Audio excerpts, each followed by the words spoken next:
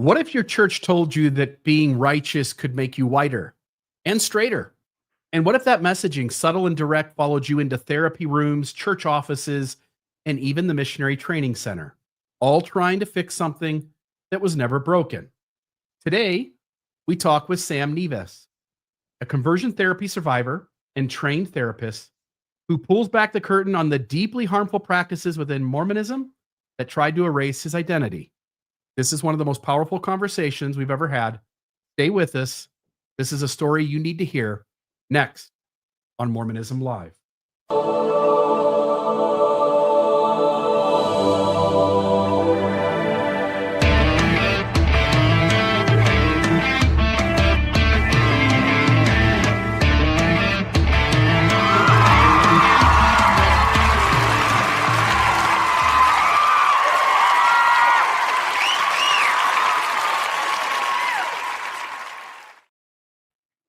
With that applause, it just goes away so quickly nowadays.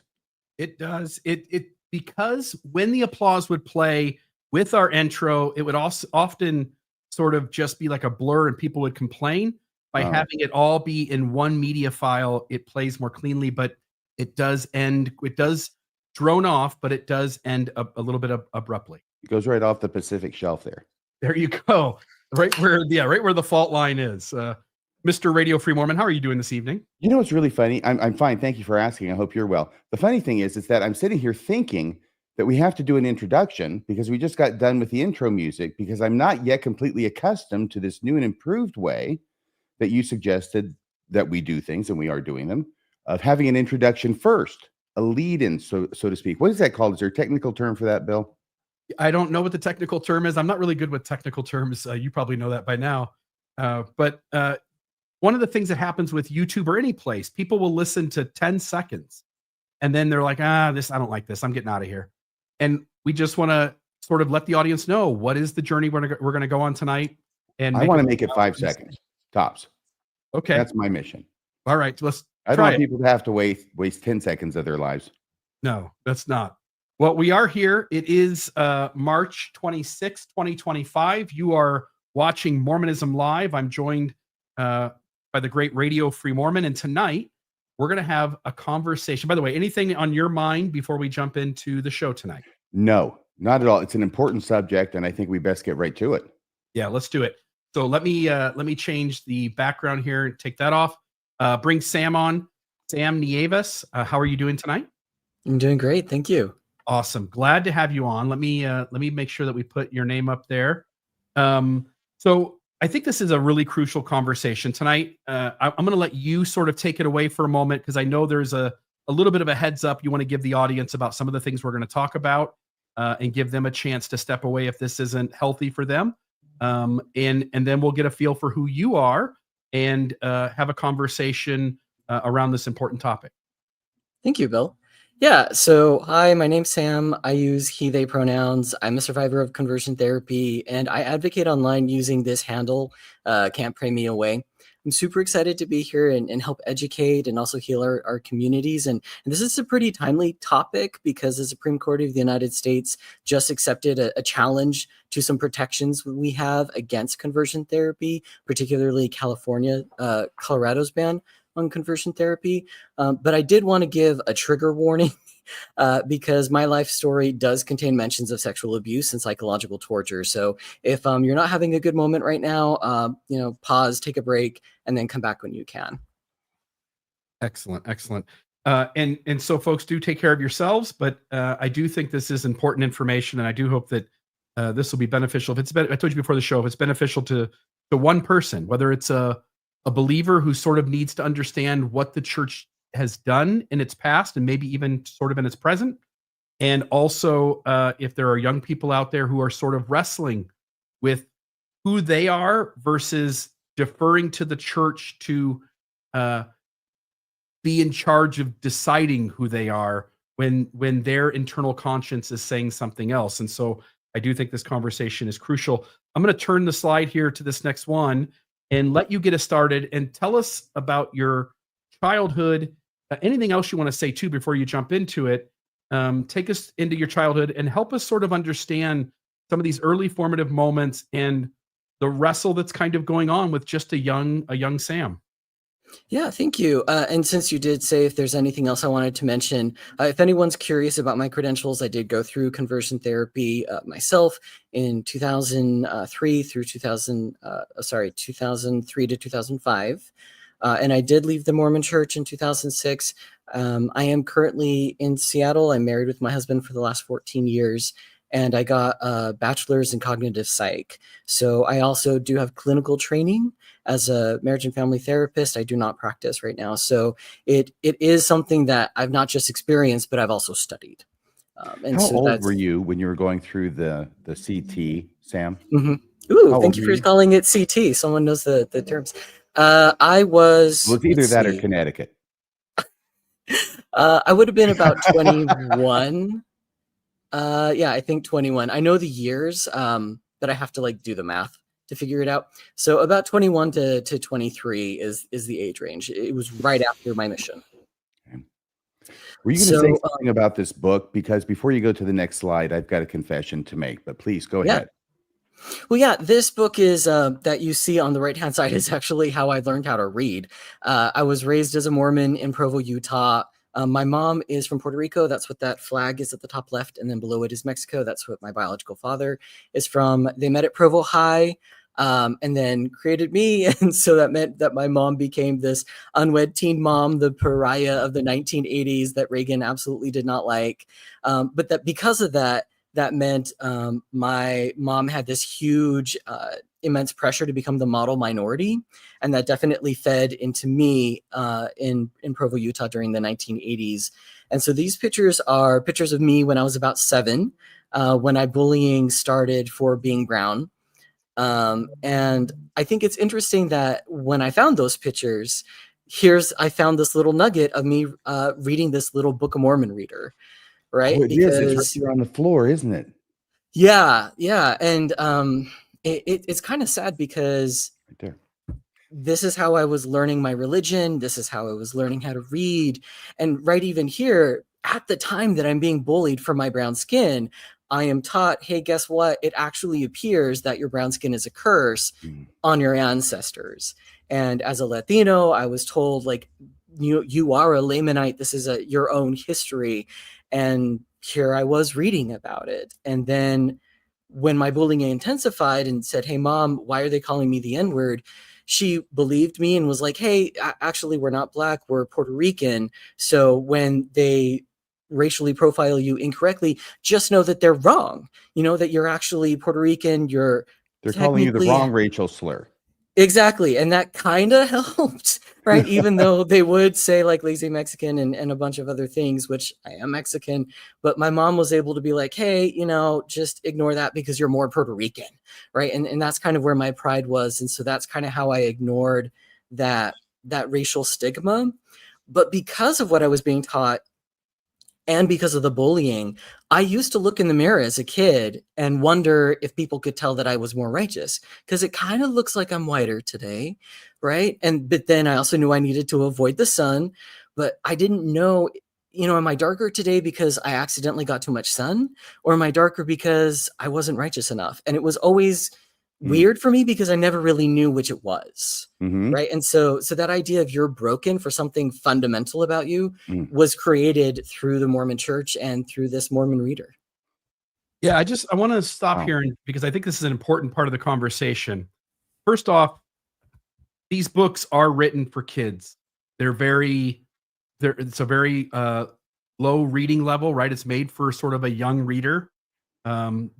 I don't know if the original one was actually called Book of Mormon Reader, but I know the later one was called Book of Mormon Stories. And as you're reading this, what you're noting is that this had a huge impact on you. You took what the church was giving you. It was the lens in which you saw the world. And so when it tells you how the world works, you're a kid. You don't know any better. You go with what the adults are telling you. You go with what the system is saying. And what you're pointing out here, and I'll just go to the next slide so you can sort of talk about this, but when the church taught theology about righteousness and skin color, you took that to heart and you thought this is how the world works. And it impacted how you felt about yourself. I want to give you a chance to sort of say more about that. Well, yeah, like I remember the day that I learned in my ward that it was not just figuratively what I was reading was accepted as literal. I remember this brother, standing up to the stand because he was this Hawaiian who loved to say aloha, and everyone had to respond, otherwise he would keep doing it. And he did not like the idea that so many people were saying, yeah, this is literal. And he was arguing with it. And as this kid, having no idea what's going on here, I didn't know how to interpret it. But then in Sunday school, they said, if you believe God, then you believe God. Like, who are you to know better than him? So this is why you're brown. And like you said, when the adults are telling you this is how the world works, why would I question that? Like, Right. this is my reality. This is what childhood is about. It's about figuring out how the world works. Exactly. And you're talking about a book of scripture that all the adults in I'm guessing most of the adults in your life, many of the adults in your life and your role models accept as scripture. And that's why it kind of bothers me when, they're doing their new narrative, which is fine because they need a new narrative, but that doesn't change the fact that this is what I believe my whole life. Right. And it had an impact. Yeah. And I think it's, your guys are hitting on it right now, but when a child is born into the world, they have no way to make meaning. There's this consciousness, but they don't have anything. And you learn day by day, moment by moment, how the entire world works. Much of that comes from your parents, your siblings. At this young age, one of the most important factors outside of your home is going to be the church that you go to, in the things that it teaches. And, you pointed out this very thing, this used to be, again, we've gotten away from this. You mentioned it. We created a new narrative. But the Book of Mormon reader or Book of Mormon stories originally, at least, and I don't think it's in there anymore because the church has gotten away from this teaching, but this is what you had. Laman and Lemuel's followers called themselves Lamanites. They became a dark-skinned people. God cursed them because of their wickedness. And then it points you to the Book of Mormon, which every, once a month, everybody stands up in front of you and testifies that this is the very word of God. And so it impacts you for sure. And that makes a lot of sense. Is there anything else? Yeah, please.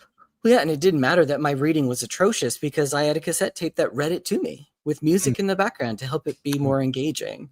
Right. So this was my first introduction to reading, and I hated reading, but I loved the Book of Mormon. Mm-hmm. And I know a lot of people could say, well, this is just another POC with an axe to grind, but this is literally what prepared me for conversion therapy. There's something wrong about you. You are broken. The church is the answer. This became my fundamental understanding. And so that's what when I share my conversion therapy story, this is the first thing I think about, because I think this is unique to Mormonism. I do know a lot of other conversion therapy survivors have issues when they're also POCs because there's a lot of racism within conversion therapy. But for me particularly, racism prepared me for conversion therapy. And again, I was 7 years old. This is when my bullying started. I did get bullied for being queer as well, but this was something that people understood and my mom defended me for. And so when I told my mom, hey, I'm being bullied for being queer, it wasn't the same response because she knew what it was like to be discriminated against for being brown, but not for being queer. And so that's why I think this is important. Yeah. Because, when you and I had a conversation this morning, sort of going over the slides and being on the same page with what we were going to cover tonight, you related that this sets you up to think not only in terms of skin color, but also there's this thing that's happening at the church at the time. I think we've gotten away from it a little bit, and the more we can get away from this, the better. But there's this idea that, we used to teach that if you are righteous and you do the righteous things, then if you have, and I'm going to call it same-sex attraction only for the purpose because that's what the church named it. That being righteous could fix that. And here you are looking at the Book of Mormon. Again, you said this morning. I'm not putting words in your mouth. You're the one that made mention of this, that you had a correlation of like, oh yeah, if I'm righteous, my skin gets lighter. If I'm righteous, gay's bad too. I can become straighter. So I wanted to ask you, do you remember what age or around what time of your life you sort of picked up on the fact that you weren't like everybody else in terms of your sexuality? That's why I like this 7-year-old picture, because people knew that I was potentially gay before I did. I didn't really know that I was gay. I didn't really come to terms with it until I was 15 and realizing I was deeply in love with my best friend. And it's funny now to read it in my journal because, like, my God, you were just so over him, right? Like, I love him, but in a spiritual way, right? Like, I was oogling over him. And so Like Twilight. now, as a 15-year-old, I knew, but at 7 years old, like, there's not a Mhm. lot of 7-year-olds who know what their orientation is, even though a lot of people are like, oh, is that your girlfriend? Right? That's what's normalized. So I thought I was straight. I thought that maybe I was being bullied and maybe they were right. So I didn't know at 7 years that I was gay. I was afraid that I would be. And I was afraid that my bullies were correct because Mm. they would use the F slur. They would say, you know, oh, you have AIDS or you're a pedophile, things like that. Those things would be said to me, but I was afraid that they might be correct, but I didn't actually know that was going on inside me because I was 7, Mhm. right? Yeah, yeah. It's like you're going to say something else there. No, I think that's just why it's important to keep context in mind because, and if we could even go to the next slide, because I think this is important. It is pernicious. It is pernicious what the church. It doesn't. Maybe it doesn't even realize it's doing it. But when you put these kinds of messaging into kids' heads, you're really setting them up to think things about themselves that they would have never come to if it wasn't for this messaging being from God. I liked video games. That's what I liked at 7, Yeah. right? Like, I wasn't thinking about any of that. Sam, can I tell you something that helps me remember how emotionally fragile I was? Because sometimes when I get to be older, I'm 65. I don't know how old you are. Bill's not as old as I am. Not But yet. back when I was 13, long story short, I'm at my brother's place because he's got an apartment. He's not in. And I go into the bathroom. And of course, I start going through his medicine cabinet, right? Nothing of interest, but I find some shaving cream. Now, I have not started shaving yet, for crying out loud. But I shake it up and I put shaving cream and I put it on my face to see what it feels like. And then I look myself in the mirror and I say, my God, why am I doing this? Am I crazy? Mm. And that simple little thing that I look at, and I think most people would look at and say, well, that's innocent enough. You don't have to be crazy to do that. That's just sort of experimentation with shaving cream, for crying out loud. But that Mhm. led me to seriously question my sanity for days. Mm. And so I try and think of making that 100 times worse. And yeah, it would be awful. Are they right? Yeah. Am I really this person? And imagine now having to wear that shaving cream every day when you look in the mirror. It's just there. And then be like, well, do I have less shaving cream than I did yesterday? I don't know. I don't think I told any lies.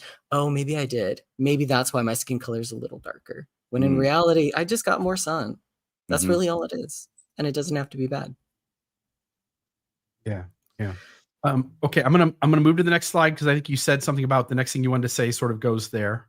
Yeah, this was the 1980s, y'all. So like this is when the AIDS crisis really started becoming the zeitgeist message.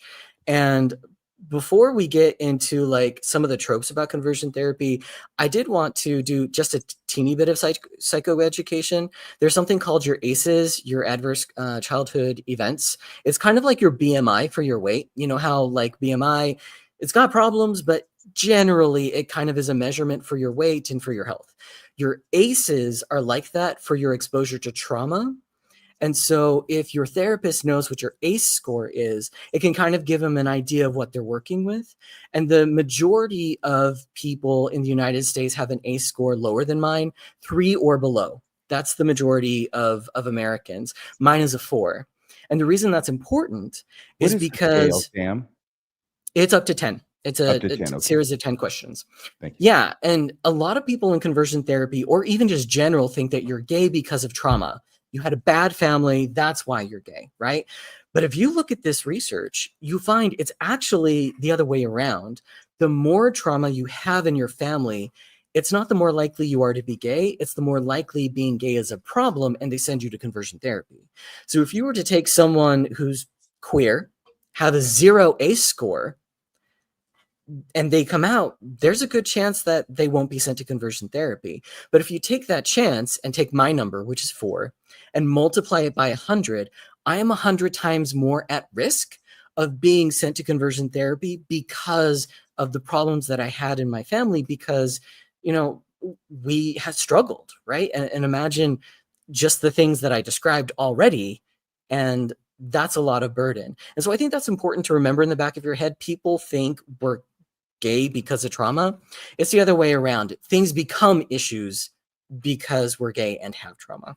And so 1980s is happening. I'm getting all of these slurs and I'm internalizing it. I'm afraid. And so what do? Of course, I think, well, I need a girlfriend. I'm 8 years old, but let's get a girlfriend, right?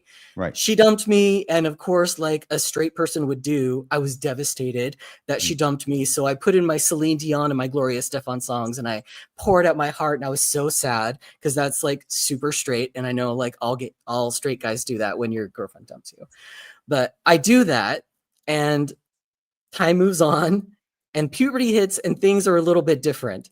It's a lot harder to ignore that, you know, these things happen every now and then, but I'm totally straight. Puberty is hitting and some things are happening. And I accidentally kind of had a boyfriend.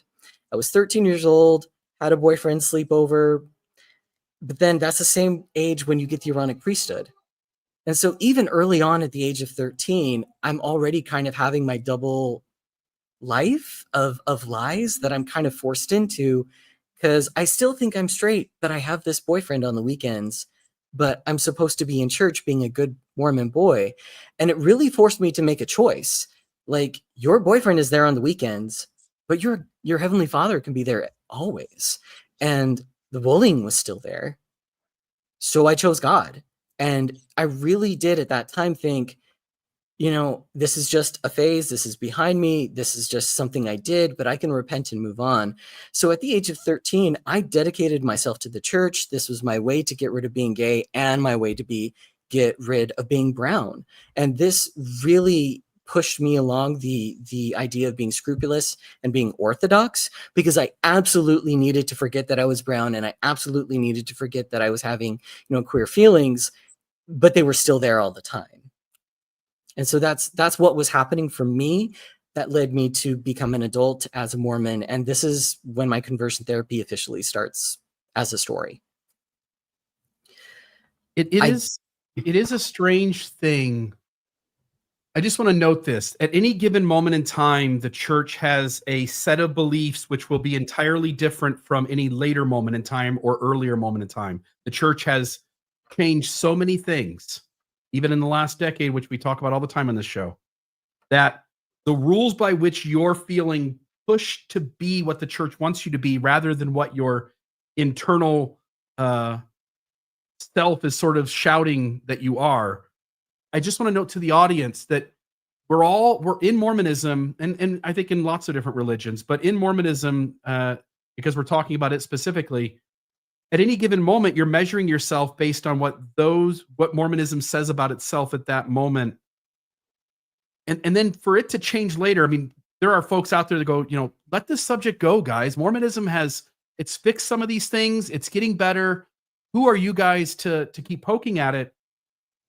It is such a mind, you know what, to constantly have to look back on your life and go, that's right, I was measuring myself by the standard of the church in 1983, which is different than the standard of the church in 1993, which is different than 2023. It sort of does this thing where it always claims it's got the truth, but that truth is constantly something different in the next generation. And that in and of itself, especially when the church doesn't take time to say, hey, everyone, we did this thing back then and we were wrong. We thought we talked to God and it looks like we actually just were behind the times and we caused a lot of harm, and letting people sort of catch up.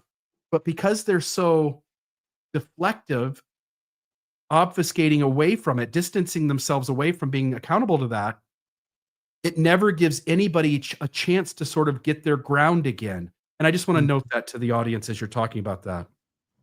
Thank you. It's 100% accurate. Yeah. The A scale, it goes from 0 to 10 and is what would you say like the average person sort of falls at, and what is 0 better? Is 10 better? Is 0 worse? Is 10 worse? How's that Yeah, work? so like the ACE scale, like one of them is like were you constantly yelled at and demeaned as a child? Like that was just something that you were used to.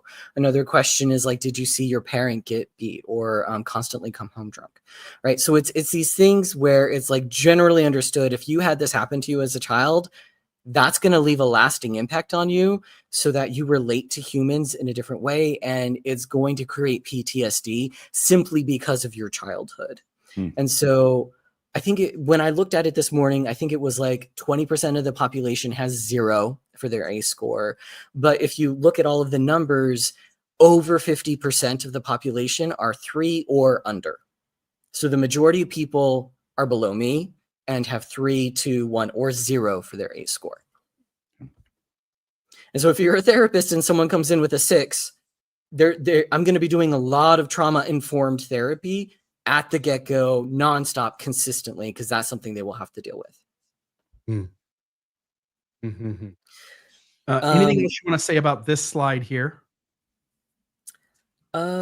No, just like I loved what you said just now, because I think add a little bit more of a little mindfuck here.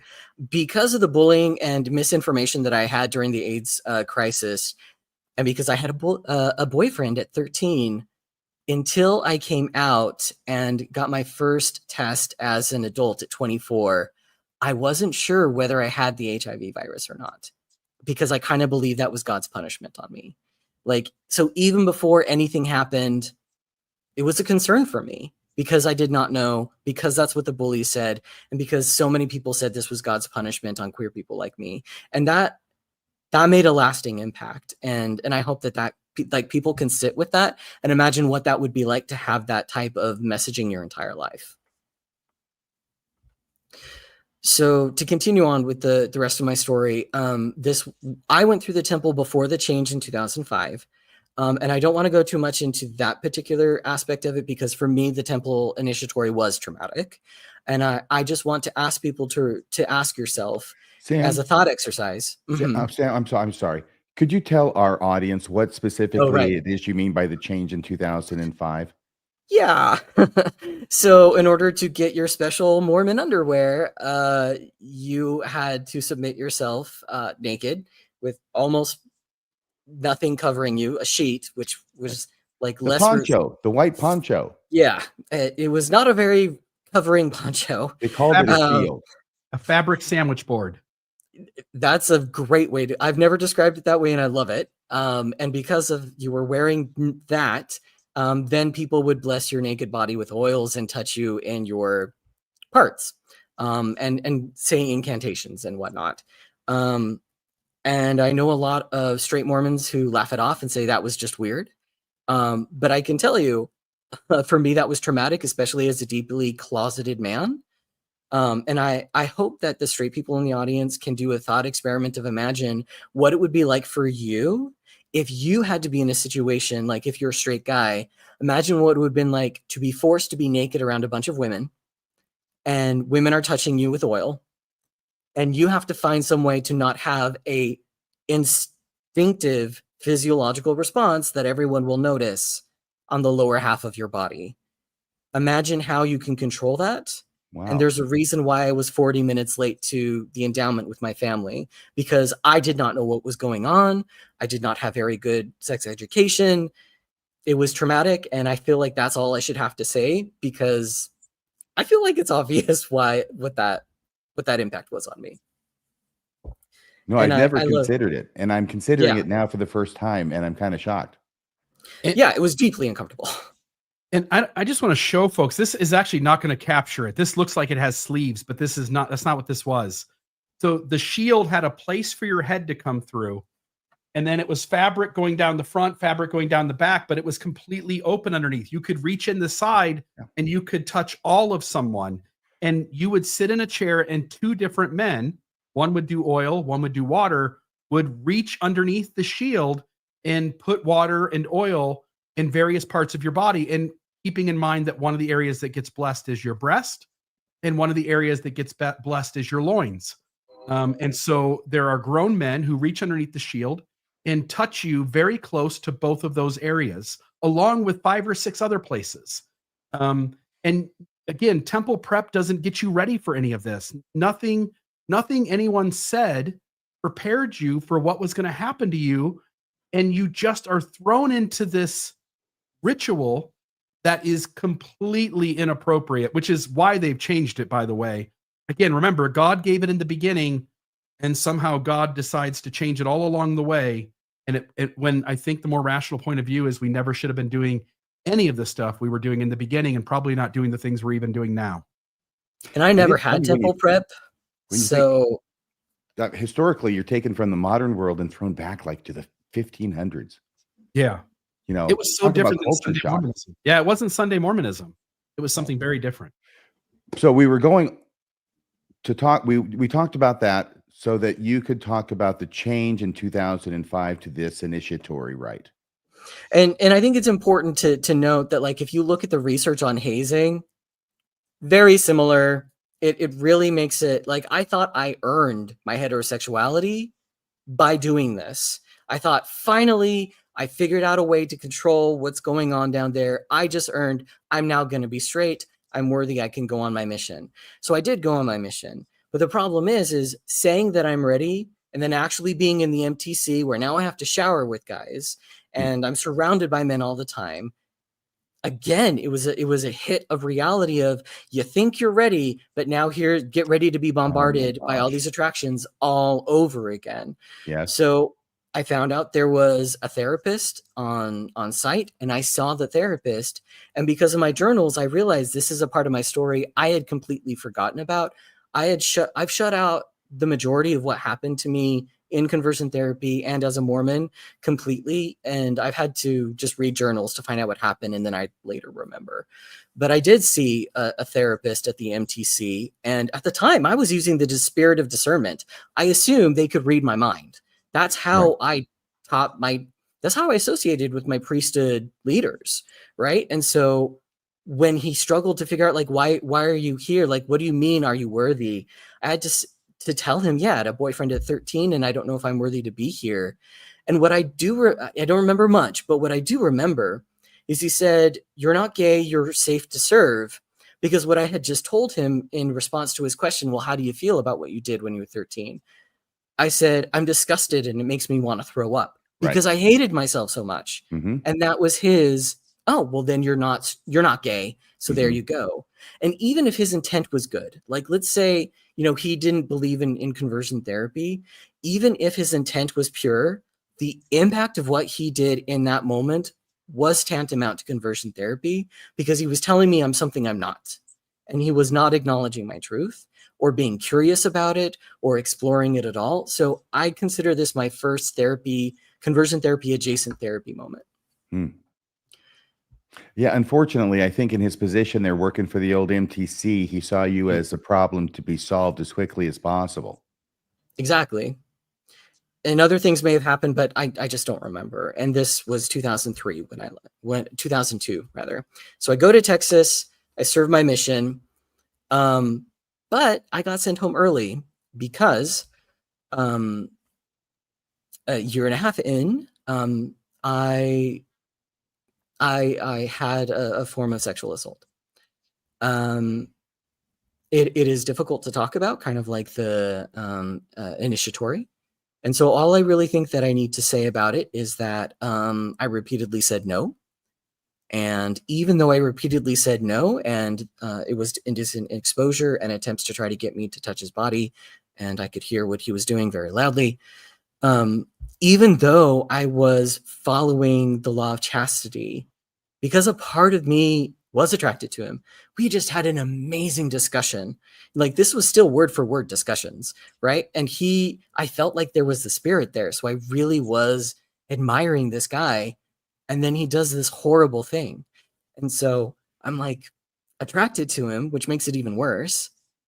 but then now I have to say no because he's trying to get me to break the law of chastity. So I feel like I broke the law of chastity because if you lust with your eye, pluck it out. So I feel like I broke it just because I wanted to, even though I said no. So I talked to my mission president again, spirit of discernment. I think he can read my mind. So I don't tattle, but he finds out that I'm gay and the bar had been raised. So I was sent home within that week. My parents had no idea. I now had to call them over the phone, not just tell them I was being sent home early, but why. That was not a great conversation. And my mom called me a pedophile and said she was afraid to leave me alone with my little brother. So, like, this happens, and so there's a reason why I went to conversion therapy, because I was like coerced and manipulated by my family, my religion, and my community. Like, so in my mind, like, conversion therapy was the only option because this is still here. This has never gone away. I thought I've been doing everything I was supposed to do. And now it's so bad. I'm losing my mission. And my parents don't trust me around someone I would kill for. Like, my little brother is everything to me. Sorry, I don't know if I'm getting emotional. Your parents didn't want you to be alone around your little brother? Yeah, it was atrocious. After a week, they saw like, oh, well, we clearly made a big deal out of nothing. But like, still, I believed them because like, oh my gosh, if I was still gay and thinking I was straight, like, what other things do I not know about myself that I've been hiding, right? So for a good week, I thought I was. Mm-hmm. And that's what I think is so awful about conversion therapy is they can make you believe anything. That's the torture of it. It reminds me of moments, and it isn't that long ago. Elder Holland is guilty of doing this. There have been numerous instances where apostles have gone out into the mission field to appraise how the mission is going, and they have a meeting with all the missionaries. And various apostles, I've gotten I'll call them firsthand accounts because they're the missionaries who were in the room, but they would report that the apostle would say something like, I want all of you to walk by and shake my hand, and if any of you are unworthy, I'm going to know it. So I want you to determine now to talk about that thing, right? And now, knowing what we all know, these guys don't talk to God, they don't discern anything, but it's a way to shame people. It's a way to get someone, to manipulate someone into confessing. And with what you just said in terms of like how you felt like the mission president had the spirit of discernment. Yeah, all of us in Mormonism think the leaders have discernment. Yes, we do. We're taught that. Yeah. We don't just sort of come up with it ourselves, We're all taught that they have the spirit of discernment, that they can read our minds. Yeah. Now, if you do the Google on read your mind, you're not going to come up with anything because it's a little more subtle than that, though not much. He being the judge in Israel, right? The bishop who knows the truth. And I was down here laughing because it's like, okay, tell me the bad things you did. Don't put me to the trouble of reading your minds, okay? Just confess, all right? But if I were there and shaking his hand as I went by, I'd probably slip him the old patriarchal. Yeah, the patriarchal grip. I just want to note to the LDS leadership, that's a horrible thing that you do. It's inappropriate, it's unhealthy, it's abusive, it's manipulative. Don't ever do it again. It's horrific. So that's the first thing. And then I don't want to go back too far here, but I think this is important to at least note to the audience. Let me move this off here and put this back. In the original temple endowment, you would actually get naked in a bathtub. The shield and some vague touching of areas close to your genital areas or parts like your chest that nobody has business touching. That's such a huge leap of improvement from what the church used to do, which was get you naked in a bathtub and literally wash and anoint you. That's why it's a pitcher in a basin. Yeah. So just to note, folks, this was the original endowment that God gave to Joseph Smith and said, this is how we do things. And somehow the leadership has been uncomfortable with its temple ordinances every step along the way, that they keep reducing them to take out the things that are horrific about them, and they're not done, folks. There will be more changes yet. By the way, this whole thing about don't make me read your mind. Okay, just confess to me. Finds a incarnation frequently in modern day police work, which is you may as well just confess because we've got videotape. Well, then just use the video. Okay, blah, blah, blah, blah, blah. Yeah. Oh, we were only kidding about the videotape. Yeah. Yeah, the games that authorities play, huh? And all the police who are watching this right now know exactly what I'm talking about. Yeah. And they are laughing. Anything else you want to say about this slide before we go? No, this is why I went to conversion therapy. Oh, by the way, did you talk at length about MTC therapist number 1? I barely remember it. I only know it happened because of my journal, so I really only shared what I know. There were there were multiple. There have been while you're at the MTC. Just one at the MTC. One at the MTC. I was looking for the bathtub at the time, so maybe I missed it. But you already mentioned this. You're at the MTC. Everybody at the MTC has access to a therapist. Yes. You see this therapist, and yes, I remember because you say that you had discussed for the way that you about your own sexuality, and he reads that as that means that you're straight because discussed it about it. Okay, perfect. Thank you. Exactly. Right. Yeah, and I did want to do another quick thing of psychoeducation because I think it's very healing to know a little bit about your brain. Another just quick note: the reason I say things like "I don't know," "I forgot," because I had to go to my journals, because if you go to the research, there was actually a really great study in 2007 where they examined memories that were recovered in therapy versus memories that are recovered naturally, and please, if you ever go to therapy, never ask a therapist to recover your memories. When you look at the data, there is like 0% corroboration they can ever find, especially with sexual assault. But if you do have memories that just come up naturally, or if you're like reading something and it comes to you rather than, what was I doing? I don't know, right? If it comes to you and you're like, oh my gosh, I forgot about this, there's a 45% chance that you will be able to find evidence to back that memory up. But if you're just recreating it like, oh, what was I doing? I don't know. And you're kind of thinking about it and trying to put pieces together, extremely unlikely that that's accurate. And you're likely going to create a false memory, which may be very traumatic for you. So please don't ever try to just go back in time and recreate it. And so for me, I only say what happened when I know it's a memory that resurfaced on its own, or I have proof through my journals. Okay. So my second group, essentially, of therapists was through LDS Family Services. And I did decide, because, we kind of went a little deep, to go a little lighthearted. These are actual images of my therapists, every single one of them. So the Freud picture is there because this couple therapist at LDS Family Services used a Freudian model where, Freud thought, oh, people become queer because overbearing mother and absentee father, right? Mm-hmm. Interesting enough, though, even Freud himself back in 1935 refused to do therapy to change someone. And he said, quote, homosexuality is assuredly no advantage, but it is not something to be ashamed of. It's not a vice, no degradation. It cannot be classified as an illness. We consider it to be a variation of the sexual function. So even Freud himself, even though he thought like this is how it happens, didn't think that it was something to fix, right?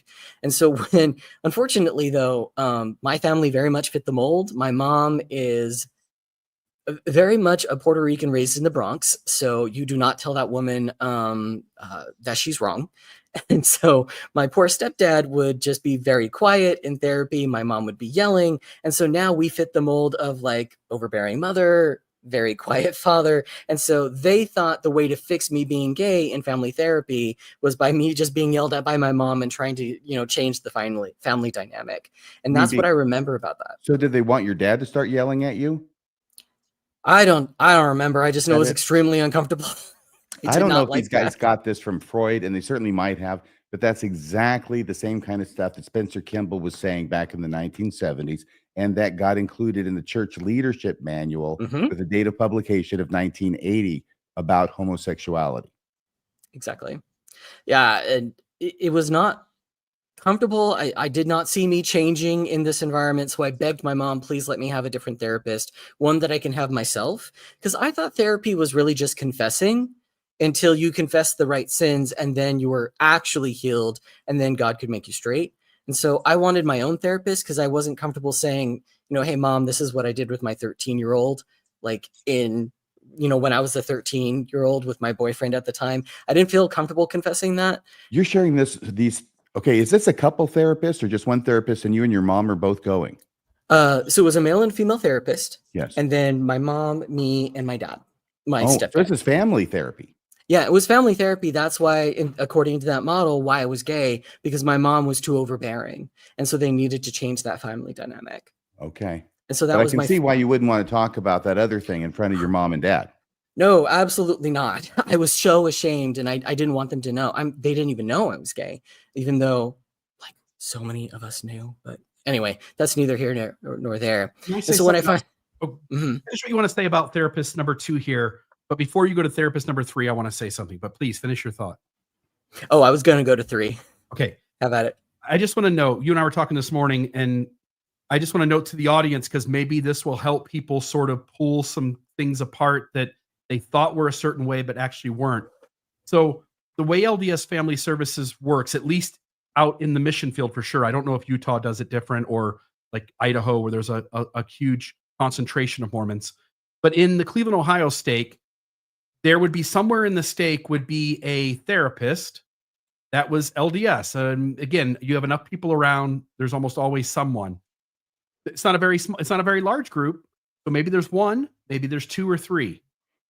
The church would select 1 or more of those people, and they would be the therapist that you would send members to for LDS Family Services.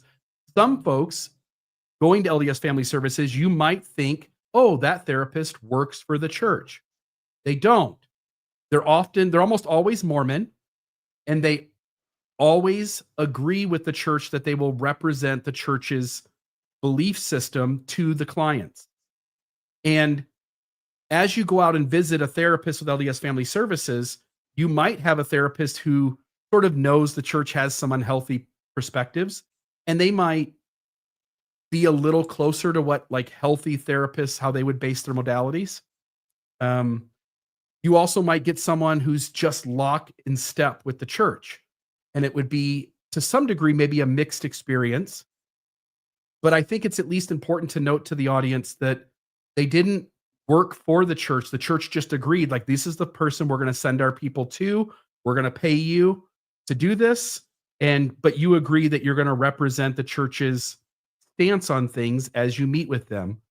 And the reason I wanted to say all of that is because I think there's going to be some folks out there, because you and I had the conversation this morning that sort of struck me that some people are going to go, oh, these therapists work for the church. And whatever I experienced with this one, whether it was good or bad, you think that's how it is across the board.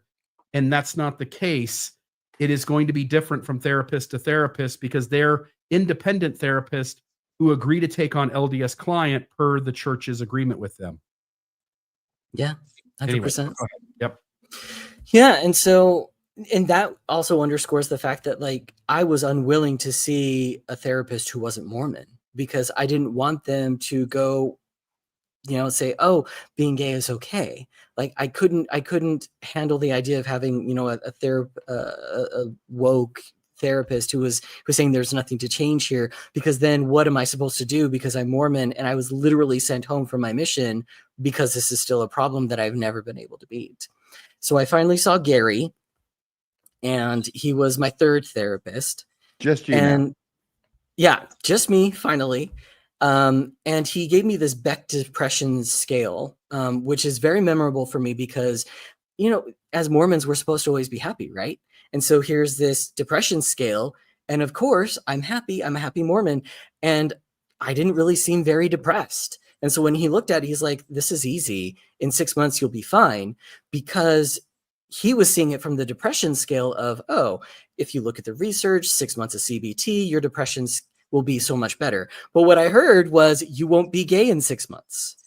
And because, I didn't have a lot of depression because, Mormons are always happy. I thought part of the problem was that I was too happy. I wasn't contrite enough. I wasn't depressed enough. So it became what we call iatrogenic, which is the treatment itself ends up creating the problem. And so I became more depressed because I have to be, otherwise I won't actually be able to be straight. And so with him, it was, I just have some notes because I think what I remember most about him were the frustrating parts. Frustrating is that he labeled me with gender dysphoria, said I was a transgender woman, and that I needed to put my mom in her place. And that was a way that I could become a straight cis male. And I still afraid of my mom. Absolutely was never going to put that woman in her place or even attempt to, right? But what I could do is try to do things which are more masculine. So I started to wear flannel, listen to country music, walk with my chest straight up. I lowered my voice. I didn't do ballroom dancing down the street anymore. No more gardening, no more Latin dancing whatsoever, which kind of hurt because I'm Latino and dancing. Like that's a big thing for me and my family. But also no singing musicals, no Sound of Music, not even Saturday's Warrior, and even no arts. I couldn't be in church choir, no arts, period, nothing, right? And so here I am trying to do all these things. His name was Gary. This is all from Gary. Yeah. This is from that one therapist that I had for 6 months. And so I'm trying to do all these things, clearly still not straight, but I'm acting straight. Hey, so I'm thinking maybe I'm more straight, still not becoming more straight. And he says, you know what? You just need to learn what it's like to be with real men in a real man way. You need to go play touch football. That's where my bullies are.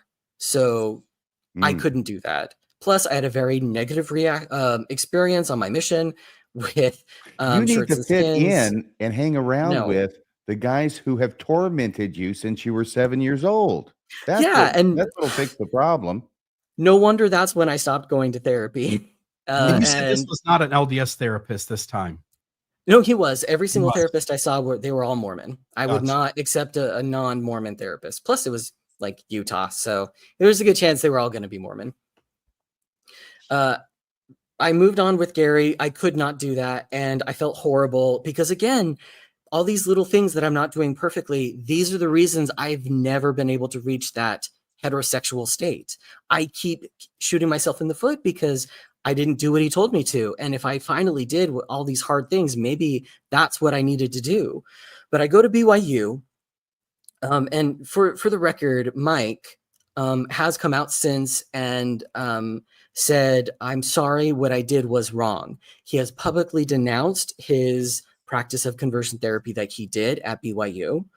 But this therapist at the time, who was my BYU therapist, told me, sorry, I forgot to mention, Gary used what's called reparative therapy, where they assume there's something wrong with you and you just need to fix that thing about your trauma or about your growing up. And if you can fix that trauma, then you won't be gay anymore. And so you're repairing your past, and that's what stunted your heterosexuality. And so that was reparative therapy. And with Mike, he was using behavioral conditioning therapy.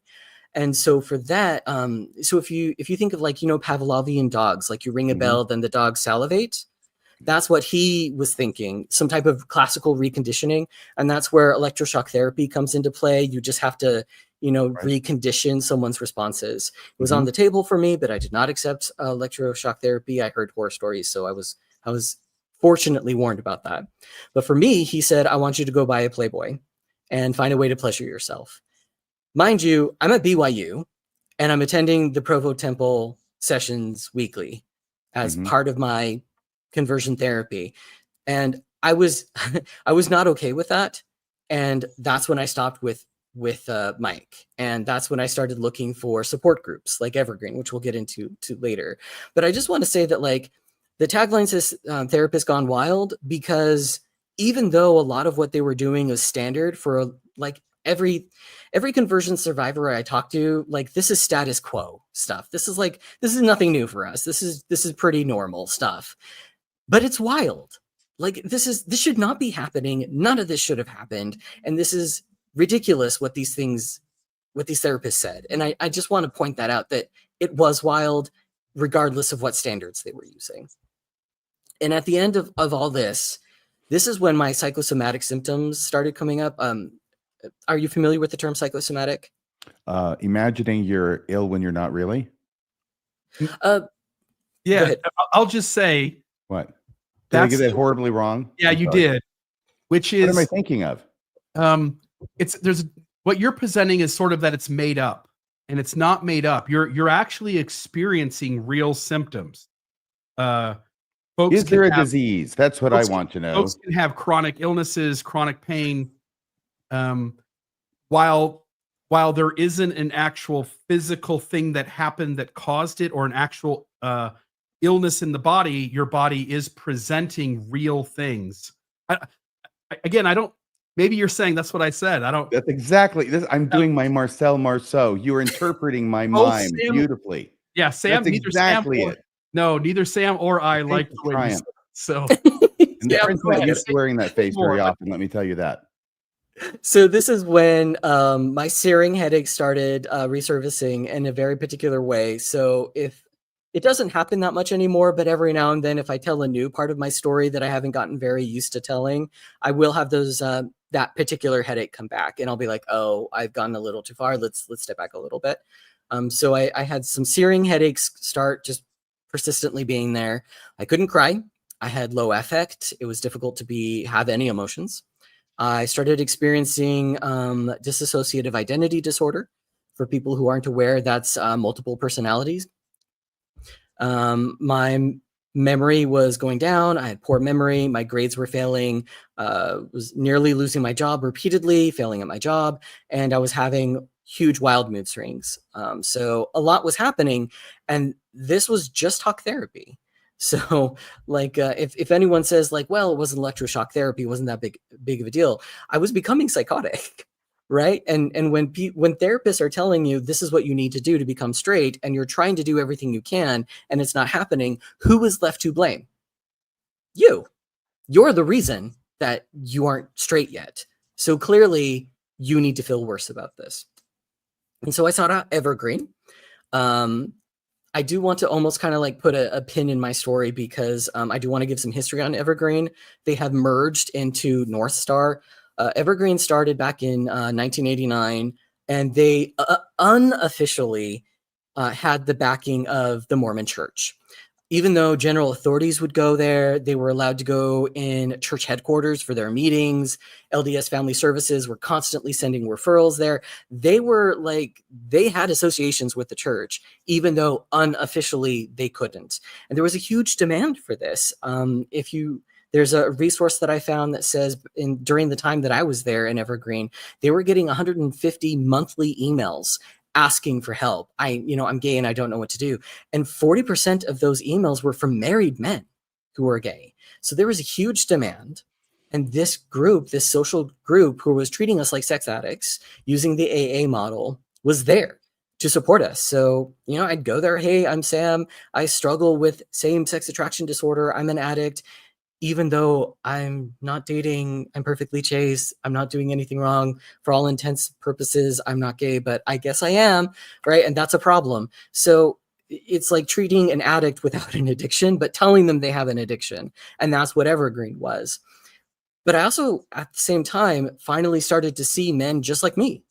This is the first time I'm not isolated anymore. And it's not this huge secret that I'm not allowed to tell anyone. And so a lot of people in my situation say I hated the support groups because a lot of horrible things happened there.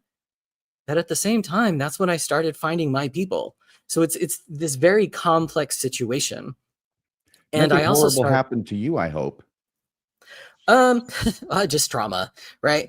So other than the usual trauma, yeah. I meant something. Yeah, nothing like what happened on my mission. That was an isolated event that just happened there.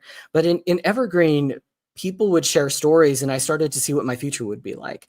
These men would come in, having been married for forever, they've got adult kids, they've been hiding it, but the older they get, the worse it gets, the harder it is to hold it in. So they're on all of these medications, all of these sex addict groups, all of these therapists, like they are just having an awful life because it is so hard for them to control. And I saw this as what my future was going to be. And they were encouraging me to date, but don't tell your future spouse that you're gay. This is something they don't have to know about. Great women. Right. Exactly. And so I'm being fed all of these weird things that just don't feel right. And that's what Evergreen was before it merged into North Star. And the history on that is about the 1914-ish era is when the ex-gay movements started coming down, because all of their leaders started saying, hey, oops, I've been gay the whole time. Sorry, I led you astray. I'm coming out and sorry. I heard right? 1914. Did you say you said 2014, right? I probably did. Okay, I might have heard it wrong, but for a second there, I was wondering about World War I and what was going on. But Oh, 2014, of course. Yeah, so around that time is when ex-gay organizations start crumbling, right? And so that's when they merged into North Star. And this Brothers Road down there was started as Journey into Manhood by someone named David Matheson, who I think Bill might know a few things about. And he was actually a protege of someone named Joseph Nicolosi and the NARTH organization, which stands for National Association and Research of Therapy and Homosexuality. And I know that's a lot of terms, but I just want people to know that. That way they can research on their own time. But these people are infamous in the ex-gay movement, and their research is debunked. But these are the type of people who create Brothers Road, Evergreen, Journey into Manhood, these organizations. This is the history of North Star. I apologize.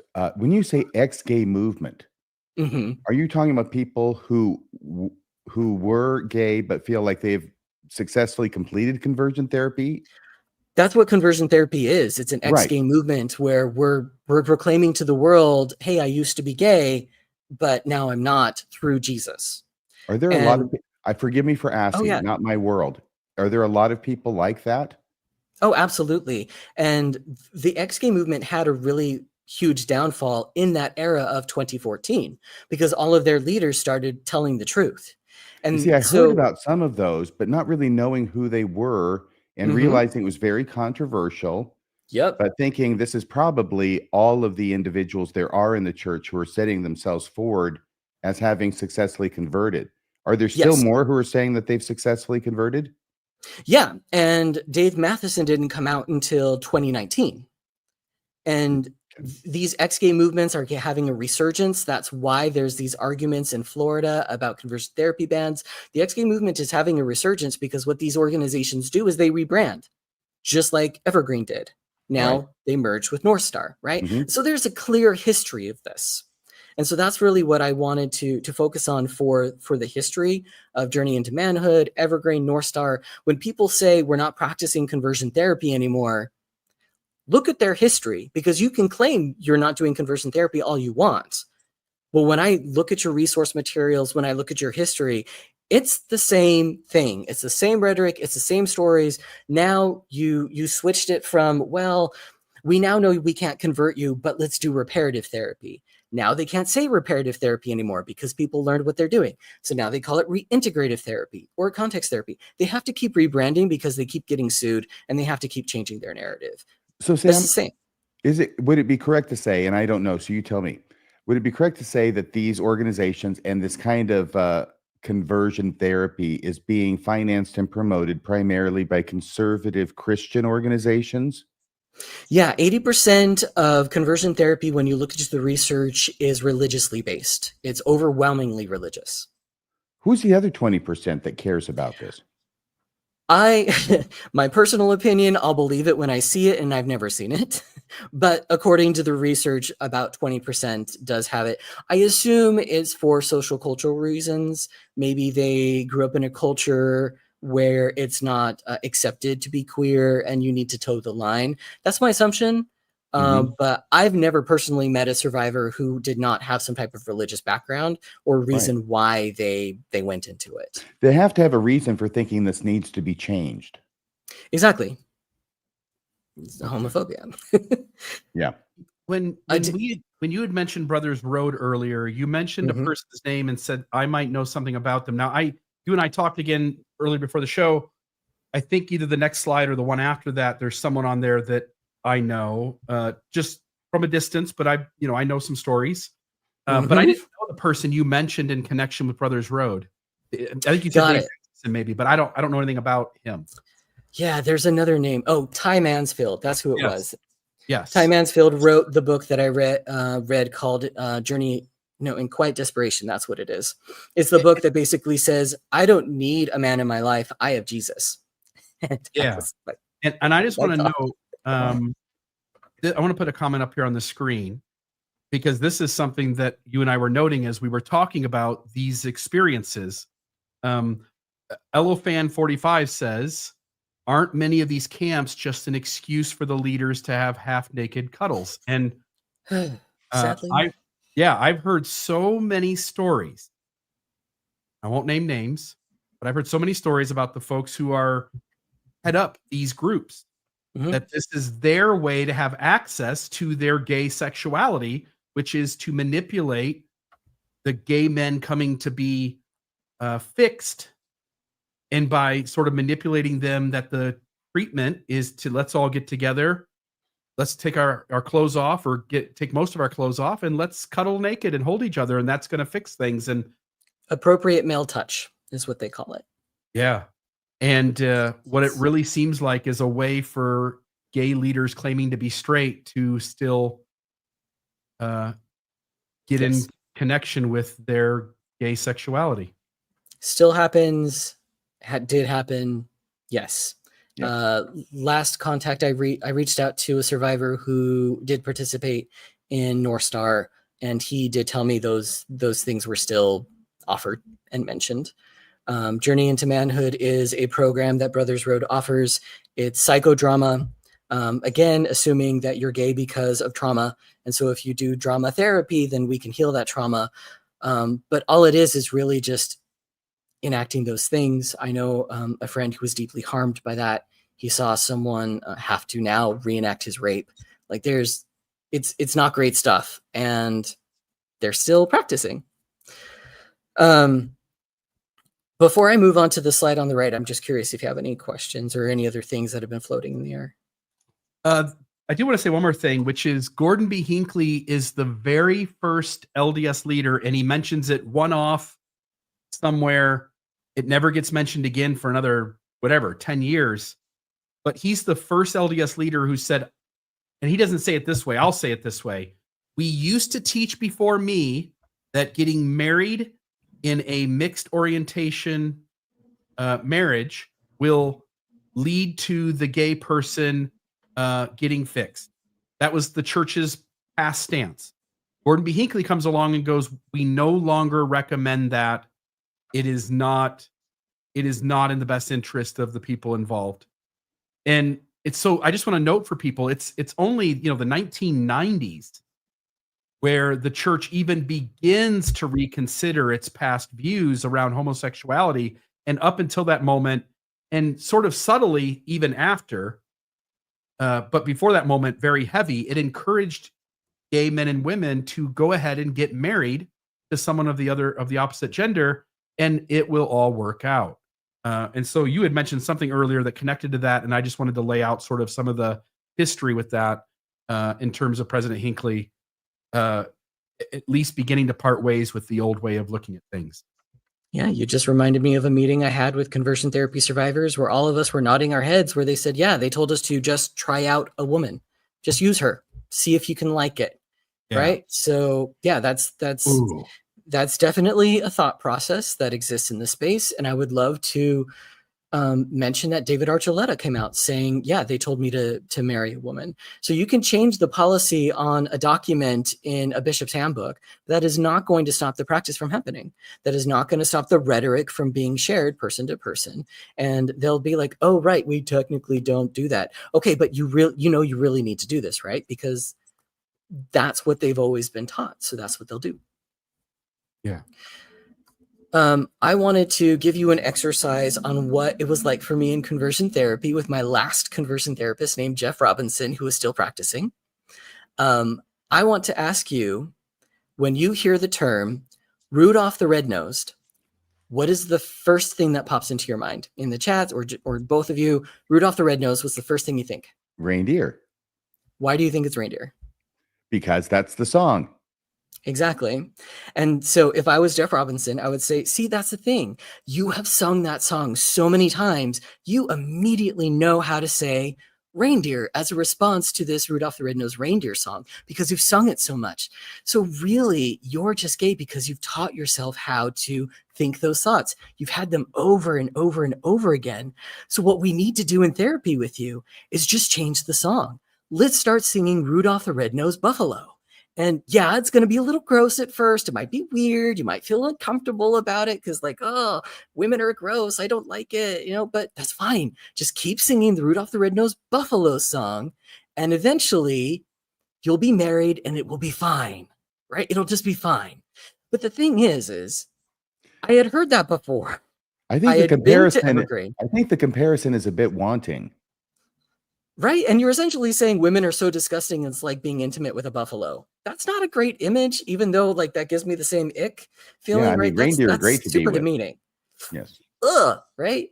So, but I've heard this before because I did walk away, air quotes, from homosexuality. I did try to not participate, but it was still always there. So this idea of you just need to walk away, you just need to think straight thoughts all the time, still isn't going to fix it. And this guy I was told he's an expert. He has helped so many people. He was a bishop, right? Like this guy was the guy. And he appealed to my ego. He's like, I've seen so many people just like you. You're above average intelligence. You have a high desire to do what's right. Like he really feeds your ego as he knows your life story. And he tells you what you need to hear. He was the first person who didn't blame me for creating my homosexuality. He was the first person who understood I didn't try to create it. It's just been there, right? It's not something I chose. And so I felt good because he at least understood me. But now he's saying just walk away. And I know if I'm looking at these men from Evergreen, what he's telling me is I just need to be okay cheating with my wife in the future. And I was not okay with that. But because of what he did, I realized I have been singing Rudolph the Red-Nosed Mormon my whole life. And maybe I don't have to sing that song anymore. And maybe I can walk away from Rudolph the Red-Nosed Mormon. And he didn't like that. And so he brings out this book and he's like, oh, gay relationship success rate is like 3%. It's horrible. You're going to be miserable. You're going to get AIDS, right? He did not like what was happening. Yes, no using my crappy metaphor against me, Sam. Right?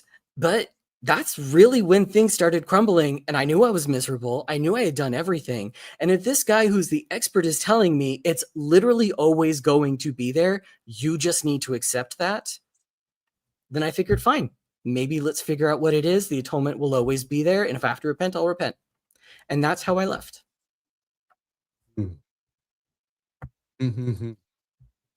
At least after all of that, there comes this moment where you're like, enough's enough. This, what really is going on isn't what my religious system tells me. So kudos to you for taking back your autonomy. It also helped that I met someone really, really cute and he hugged me, even though I was like, oh, I'm totally straight. But the dude hugged me and he was also gay. And like, it kind of like turned on emotions again. And it was kind of like, this is actually real and nothing you're doing is working.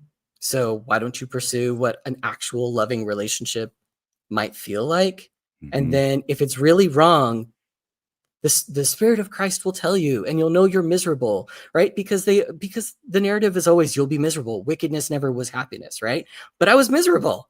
So like if I'm miserable, then this can't be righteousness, right? Again, flip it on its face. So I figured if wickedness never was happiness, then I'll be unhappy. And I'll just come back. But I never did because that's not what it was. Well, you've tried everything else under the sun. Well, I didn't do some things that they told me to do for moral reasons. But yes, I tried my best. Yeah.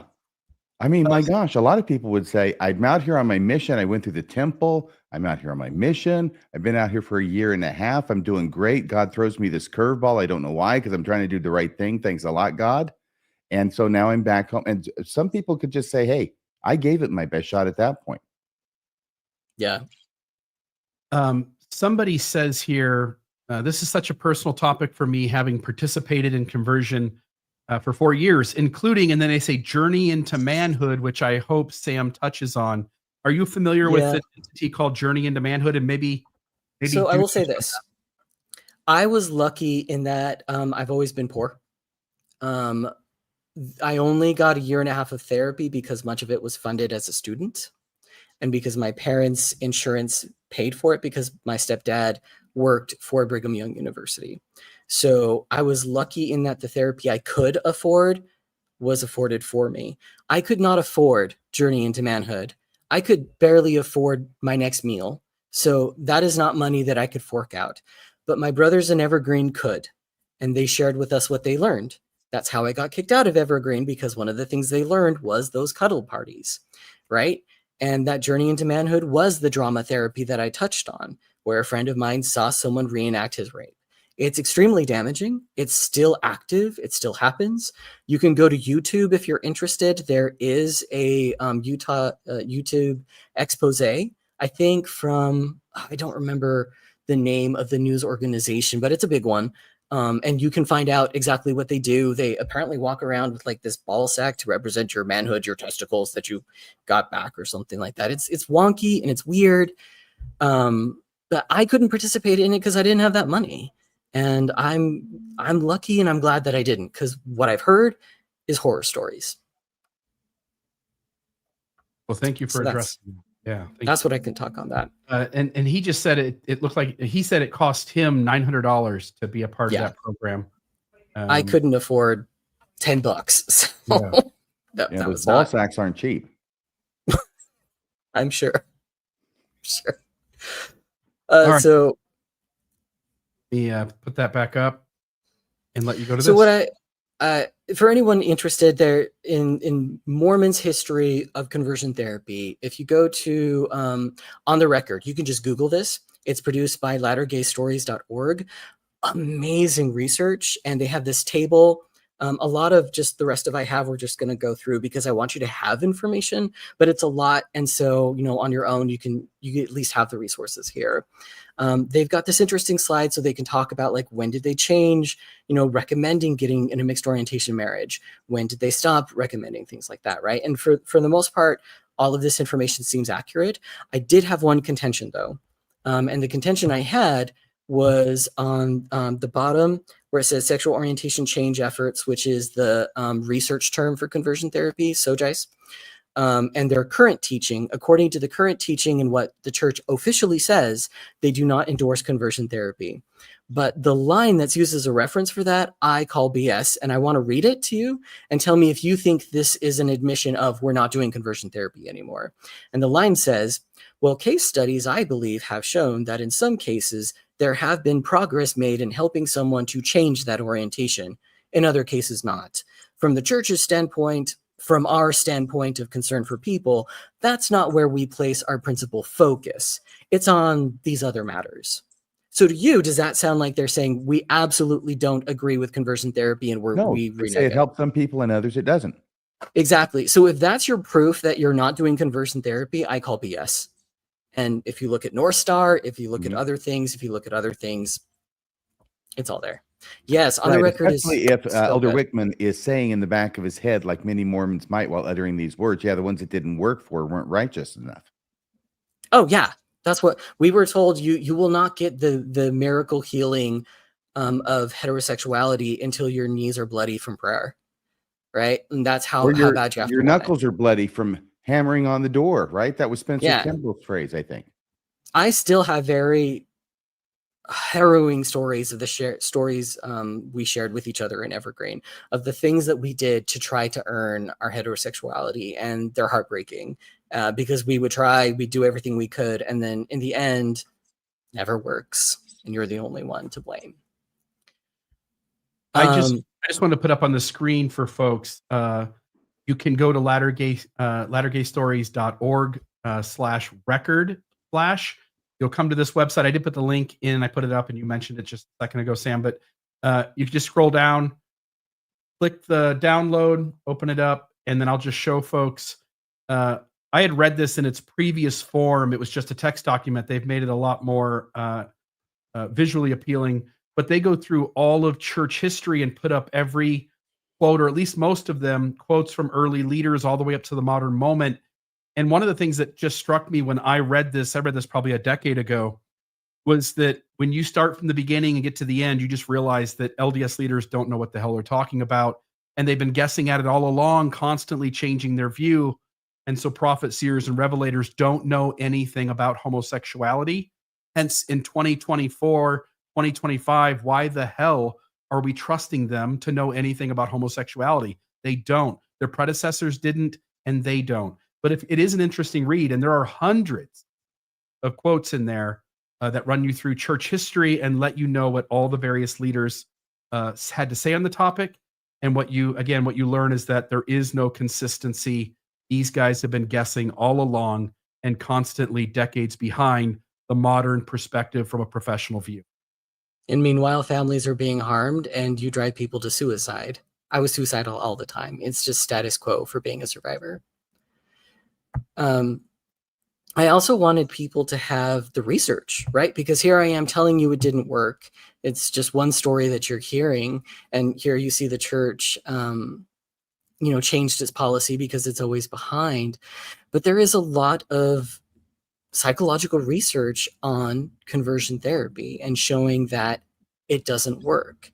I gathered some data, and I do have, we have a slide for the psych nerds. I'm not going to go too much into it, but I did want to call out some particular things. Of one note, well, a lot of people know that homosexuality was removed from the DSM, the Bible for therapists, how we diagnose and get paid. Essentially, it's a way that insurance can pay us. It may not be the best Bible, but it's what we use, right? And homosexuality was removed in 1973, but what a lot of people don't talk about is what remained, and it was sexual orientation disturbance. So being bothered by the fact that you're gay, right? And that wasn't removed until DSM-5, the one we currently have. And so I think it's important to note that we're always changing, because this is an insurance document and this is kind of what we know, but it's not the all and end all. That's the point of science, is we're always learning more. And I have this little 2009 APA task force because this is the current response that the American Psychological Association has to what's called SOGICE, which stands for Sexual Orientation, Gender Identity Change Efforts. That's a science name for conversion therapy. And I know this is a lot. I just want to kind of let you know this is here. So SOGICE is a scientific acronym for conversion therapy? Correct. So this is the APA, the American Psychiatric Association's response to their promotion of conversion therapy. Exactly. And there's a lot there, and it was used in the response that led the Supreme Court to take up the case on the ban to Colorado's ban of conversion therapy. So this is an important document, but note, it was published in 2009, right? Obviously, a lot of research has come out since. For one, if you look just below it, you'll see 2015 in John DeLynn. If you look on the right-hand side, I gave N just in case people are interested, because N stands for how many subjects you have. And so John DeLynn interviewed 1,612 people, right? And that's what the N is. And you'll see I have the finding below: the church isn't true, you need to burn it down. That was a result of his study. That was my attempt at humor. You are welcome. That's a thumbnail. Yep, that's right there. But for real actual science, there's this thing called, not that John DeLynn's wasn't science, it's just my evaluation of it was not scientific. I hope he doesn't watch love John DeLynn's. I love his study, but my evaluation of it was not accurate. At the bottom, you'll see a meta-analysis, which is a study of studies, right? So they took 46 studies individual on conversion therapy. And again, they found SOGICE is bollocks. It's because it's UK, so bollocks. And that's my humor. You are welcome. But I just wanted you to have I'm getting this these, by the way. I'm getting these references. Good. The reason why I want you to have this information is just to know that there's this important quote from the Psychological Association that I think really encapsulates everything. And the quote says, treatments that are based on the assumption that homosexuality or same-sex attractions are a mental disorder, things that are based on that assumption, are based on inaccurate stereotypes regarding us, queer people, and are to be avoided because they run counter to empirical data. And because reports of harm suggest that those treatments can reinforce restricting stereotypes, internalize stigma, and limit a client's development. So what the APA is saying here is, if you have a study that claims that SOGICE works, you're literally founded on a false premise. So no, it doesn't work. Plus, how are you going to measure that? And it's really spurious when you have someone say, well, I changed, and then come out later and be like, well, I never changed, but I thought I did, because you can convince someone through psychological torture anything is true. You can make them believe anything. And so the core of science is it doesn't work. So would it be correct to say that this is a list of the primary studies that have been done that support your position that this conversion therapy does not work? And a lot more. But if nothing else, what they're saying is that it's harmful and it doesn't work. And that's what I want people to be aware of.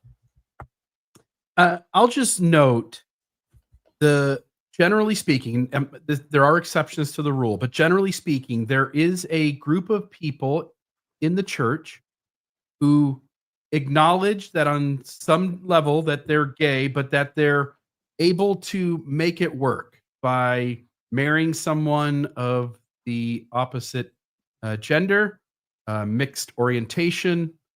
But those are almost always young people.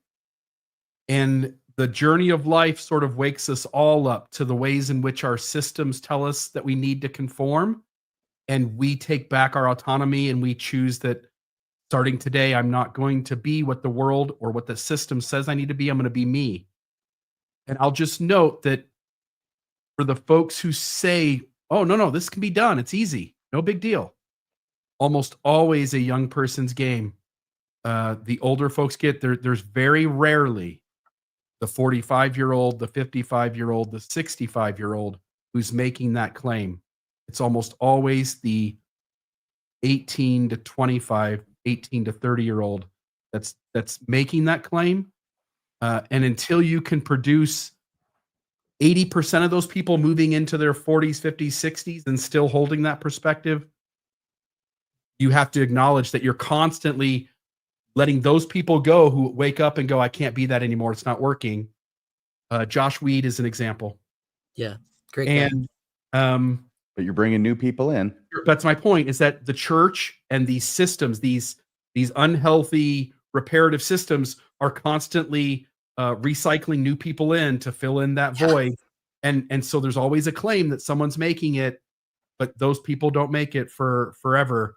And I just want folks who are listening to the show to notice that and let that inform your decisions and your perspective as well.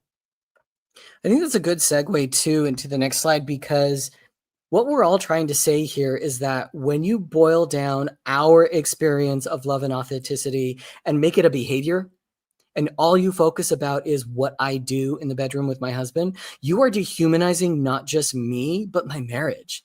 You're forgetting the transcendence of love and what it means to be in a relationship with someone, whether platonic or romantic. And this needs to be said explicitly for the people in the back who might be missing this message. Because when you boil down how I experience life and say, I'm just same-sex attracted and I can just ignore that behavior, you're ignoring everything about me. That's why I started with the slides of, you're telling me I'm broken for my skin color. You're telling me I'm broken because of how I experience love.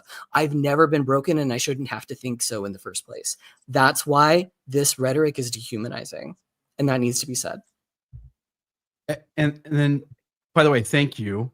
And by the rhetoric, you're thinking probably most famously of same-sex attracted, because that's describing a behavior. So if I'm understanding, if you're talking about it, it's taking who you actually are in your own experience, who you are in your core, redefining it as something that you do that's performative, that's external to you, and that therefore can then be subject to molding or changing. Correct. Like, how many people talk about their romantic relationships as if the only function of that relationship is to make babies? No one does that, because that would be dehumanizing. That would be saying the only purpose of getting married is to make children. I hate my spouse. I don't like them. I do this just to make babies with them. That's horrible. And Well, that's Heavenly Father dehumanizing. isn't having sex for fun with Heavenly Mother. Of course not. That's all about the babies. They don't have time for Mhm. anything else. Yeah, and when that rhetoric is shared, I would agree that is also dehumanizing. You should not just reduce people down to their behavior. It's just occurring to me as you're saying this that it would have application there as well, actually, Sam. Oh, I'm finding so many applications. My ex-Mormon friends are probably tired of me being like, that sounds like conversion therapy. That sounds like conversion therapy. There's so Mhm. many overlaps. Wow. Somebody in the comments, I just want to thank you, Renee, because I want to speak to this to make sure I'm not misunderstood. So Renee says it can even be old people. Doesn't mean the church doesn't have a grasp on people. And then also that would still not be evidence, even if it was old people. I just want to acknowledge, no, but here's where I think there's an important thing that has to happen. If somebody claims they're happy doing life the way they're doing it, and they think they're making it work, who am I? Because I don't want them talking about my sacred story. So who am I to trounce on theirs? That's not my point. So I will defer to that person and let them speak for their own story. If they claim they're happy, so be it. What I'm saying is that if only 5% of the 25-year-olds that claim they're making it work are still making it work at 55 or 60, if only a small percentage of them are, the other 95%, that situation caused tremendous harm in the world, both to the partner they tried to make it work with, by navigating an unhealthy religion that they eventually weren't going to fit into.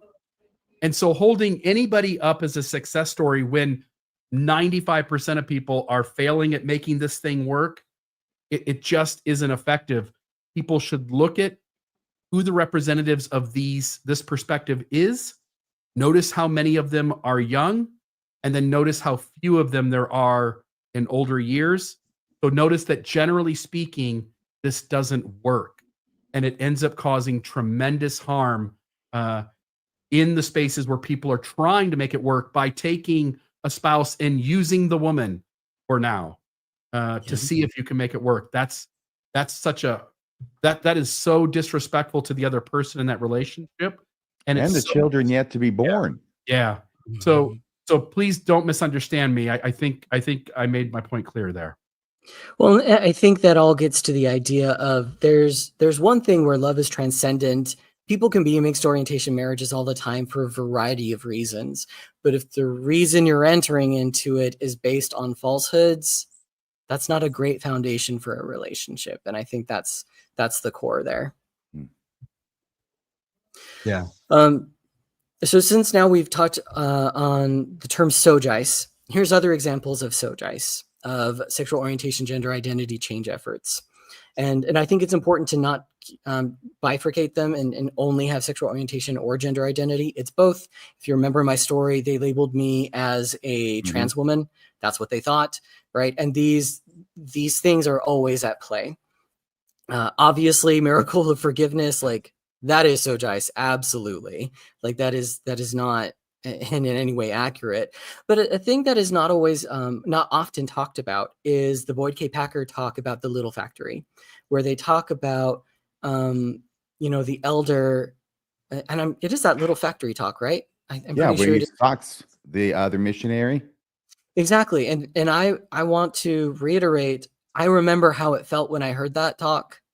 And I Sam, heard, I apologize. I'm trying to get better at this. For the audience's benefit, there's a story in this talk by Elder Packer, which was very famous and made into a brochure that was handed out to all the young men in the church, to young men only, right? So anyway, it's famous for talking about the little factory, but there's also a reference in there about Elder Packer interviewing missionaries and one of them confessing to him that let me just tell the story. He implies it strongly. We all know what he was saying, right? that the missionary had a companion who was gay, came on to this straight missionary who's confessing to Elder Packer that this happened, when the missionary then socked him in the face. And Elder Packer says, well, I'm not condoning what he did, but I probably would have done the same thing too. But somebody had to do it. Somebody had to do it. You got it memorized. Yeah. Okay. Somebody had to do it. Laughter. And I remember what it was like before my mission, hearing that story and hearing, if I couldn't fix this, an apostle of the Lord suggest I should be beat, just like I was when I was 7. And because of that, I couldn't eat lunch I had to stay eating slow in the lunchroom and never go out into recess because I had to avoid my bullies. That's what he wants me to keep doing if I couldn't fix this, right? And then I remember again after coming home from my mission where I literally experienced the thing he's talking about and then being gaslit as, you shouldn't have just said no. You should have hit him. Like, he's prescribing to me not only what would happen if I didn't fix this, but also future telling what I should do when it did happen to me. And that was deeply damaging. That was Sojice. That was an effort to change who I am by suggesting violence and change orientation doctrine. That's just horrible.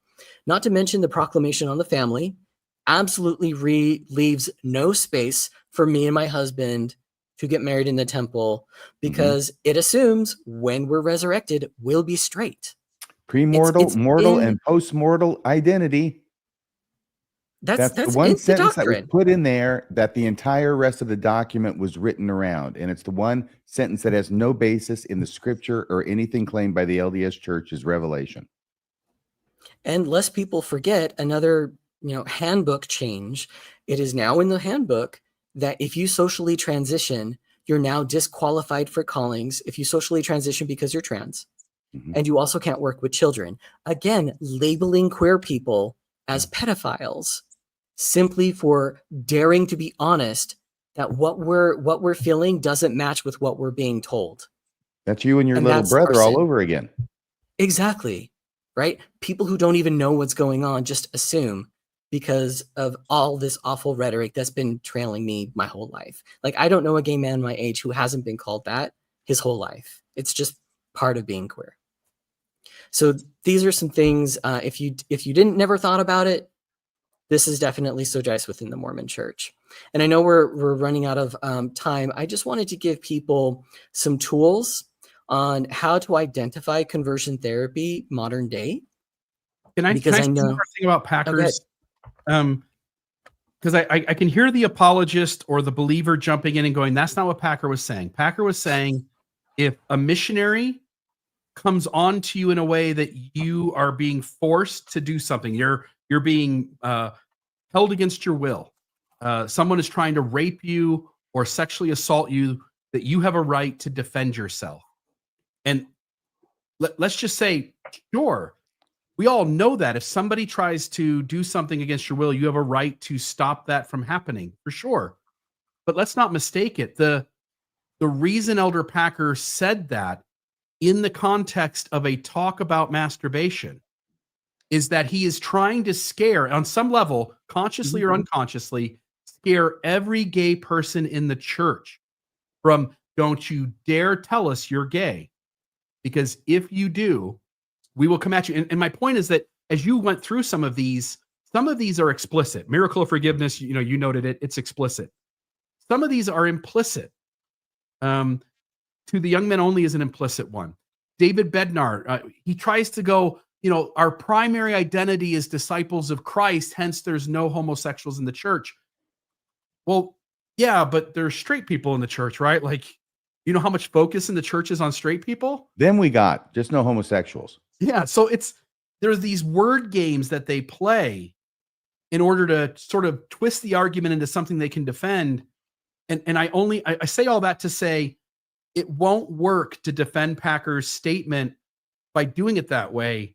It is clear what he is trying to do and who he's trying to scare and who he's trying to prevent. Because part of what Mormonism does is say if the 10% will just be quiet, the 90% won't know they exist. And if we can give the 10% away to exist silently, then we don't ever have to change anything. And that's the effort of much of this, is to sort of get the people to either leave or shut their mouths, ask, don't ask, don't tell. Because if we acknowledge them, if we acknowledge this is a valid way to be born into the world and to live out your life, then we're going to have to admit we effed up all along the way, and we have to make things change. 100%. And the reason why I say this is so Jice is because there's this assumption that if you could just choose to not be gay, then you won't have this problem anymore. There is that assumption. You could say something as simple as, well, I hope, God bless type of thing. Or, Jesus, here's the phrase, Jesus loves you, right? You could say Jesus loves you and just mean that. But if I say, hey, I'm gay, and your response immediately is, well, Jesus loves you, is there that hidden assumption of, and if you loved him too, you wouldn't be gay? If that assumption is there, then by definition, you are trying to suppress or change my sexual orientation, something that cannot happen. So I'm very critical of the words that people use, because if there's an assumption in there, then by definition, that's sojice, and people need to know that that's harmful. And that's actually why I have the next slide, because I want you to be able to find these things. Now, on the left-hand side, you will see someone who's amazing. I absolutely love Dr. Lisa Diamond, but people are bastardizing her research and using her term called sexual fluidity. And there can be fluidity. She researched a huge group of lesbian women who identify as lesbian, followed their lives and how their sexuality has emerged, and found that for some of them, because it seems like a lot of us as humans are bi, right? And it seems like more of us are bi than like rigidly only in one camp. But she found that there can be fluidity. People who identify as lesbian actually can fall in love with men, and it can be fluidic on its own. But that does not mean that sexuality is malleable. That absolutely does not mean the same thing. But conversion therapy is now using those terms of sexual fluidity as a way to claim that because it's fluidic, that means it can be changed. That is not what she's saying. She has never made that claim, and she refutes that claim. So I want people to hear that now. So she's saying sexuality is fluid like the Mississippi River, which no person can change its course, right? Yes. It's going to change when it changes over time, according to whatever it is that motivates it. But that now the conversion therapists are using this as their raison or reason, quoting her to say, because it's fluid, we can change it whenever we want if we do the right things. Exactly. But she is grounded in research. You can go, there's this thing called the Kinsey scale, right? Like on one end, you're purely gay, and another, you're purely straight. And so what she's saying is like, maybe you could move a little bit, but you're not going to go from here to here because you go to conversion therapy. Never going to happen, cannot happen. None of the research would ever suggest that that's the case. She's saying you have a little wiggle room, and that's just going to happen on its own if you happen to meet the right person, because love can transcend all. There are plenty of mixed orientation marriages that are super happy and healthy, right? Because they just do it for each other, and that's okay. But what's not okay is to do that because it's a form of conversion therapy. That is what we're saying. And so here's some other terms that I hear a lot from people who either believe conversion therapy or don't recognize that they're using terms from conversion therapy. And we've touched on one, which is SSA. We always say, oh, you have SSA too, right? It's same-sex attraction. I hate that word. I hope no one ever uses it ever again, unless like you got to talk about it sometimes. Like if we're talking about it, then let's talk about it and use correct language. But I hope we just call people queer, because that's what we are. It's an umbrella term. If you don't want to say LGBTQIA2+ spirit, that's fine. Just say queer, right? Because it just say all of us, one big group. It's an affirming language. And you're also making room for not just gay people. You're making room for ace people. You're making room for transgender people, right? You're making room for anyone who is a little bit different, and you don't have to focus on what I do in my bedroom that you're not invited to, right? So let's not even use that term if we can. But there's also these other things like lifestyle choice. My identity's in Christ. My identity's not gay, right?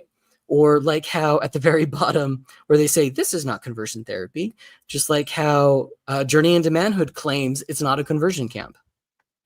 But if you look at it, it very much is. Like if it walks like a duck and quacks like a duck, it's a duck. And if it walks like conversion therapy, uses conversion therapy language, it's conversion therapy. What are clobber verses? Yeah, clobber verses are specific verses in the Bible that a lot of Christians will go to, like a man should not lay with a man. But if you go to like Dan McClellan, you'll learn what those verses actually mean within context. But those clobber verses are verses that Christians in particular will tend to go to time and time again. So I'll say like, I'm here for conversion therapy survivors. I'm gay, and then they'll just be like, a man shall not lay with a man. It's like, okay, that's great. If you want to quote your scripture, have at it. Gay Christians exist, and I feel like they have every right in the world to exist. But just Apparently because gay you Jews interpret, used to exist too. yeah, and just because you interpret your scripture that way doesn't mean every queer person is going to interpret it that way. Yeah. But they use these as if they have some power. The repetition of the verse, is that what it is? And that's why it's a clobber verse?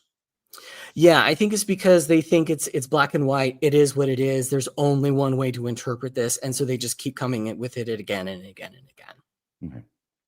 The other thing that just really bugs me that I hear even sometimes ex-Mormons use is everything will be fixed in heaven. It's like, you realize you're saying I'm going to be straight in heaven. And if you pull me away from my husband, that is not heaven, that is hell. Like I want to be with if my husband can be my eternal companion, then give that to me, please. Because I would love to be with him forever. What I want to know is Jesus going to be circumcised in heaven? I mean, I guess not. After the Perfect resurrection. body. And if that's not offensive enough to Christians, I'll offend the Jews and ask the same thing about Abraham, who started the whole thing. Right.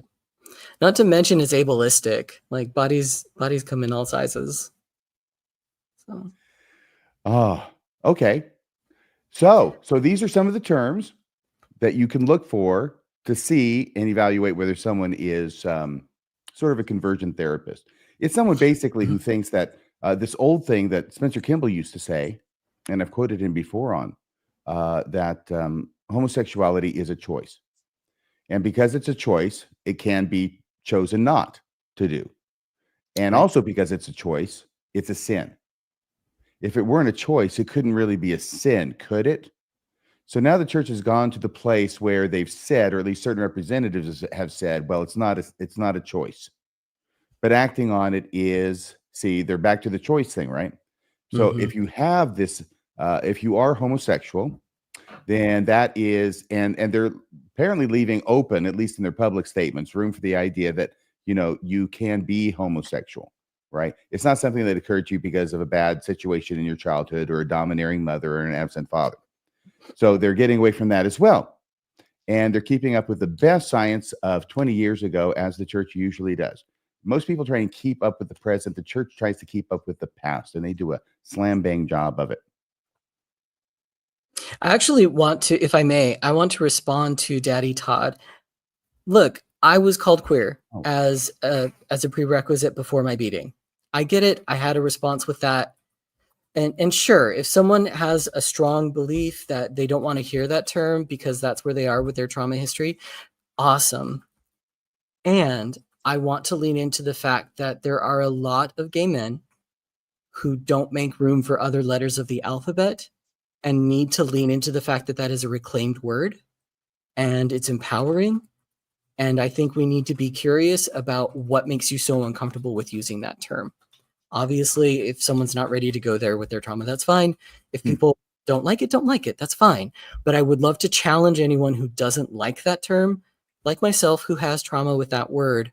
Why are you against the idea of making a bigger tent for people who are just like you? Well, maybe Daddy Todd can call in with that question. By the way, can you put that back up for just a second? Because Sam said a lot of insightful stuff about it. I wanted to read it into the record for those who are just listening to it. We let this go out also on other just audio platforms, Sam. So that's why I'm always in here trying to complete the record for those people who can't read it on the screen because they're only listening to it later.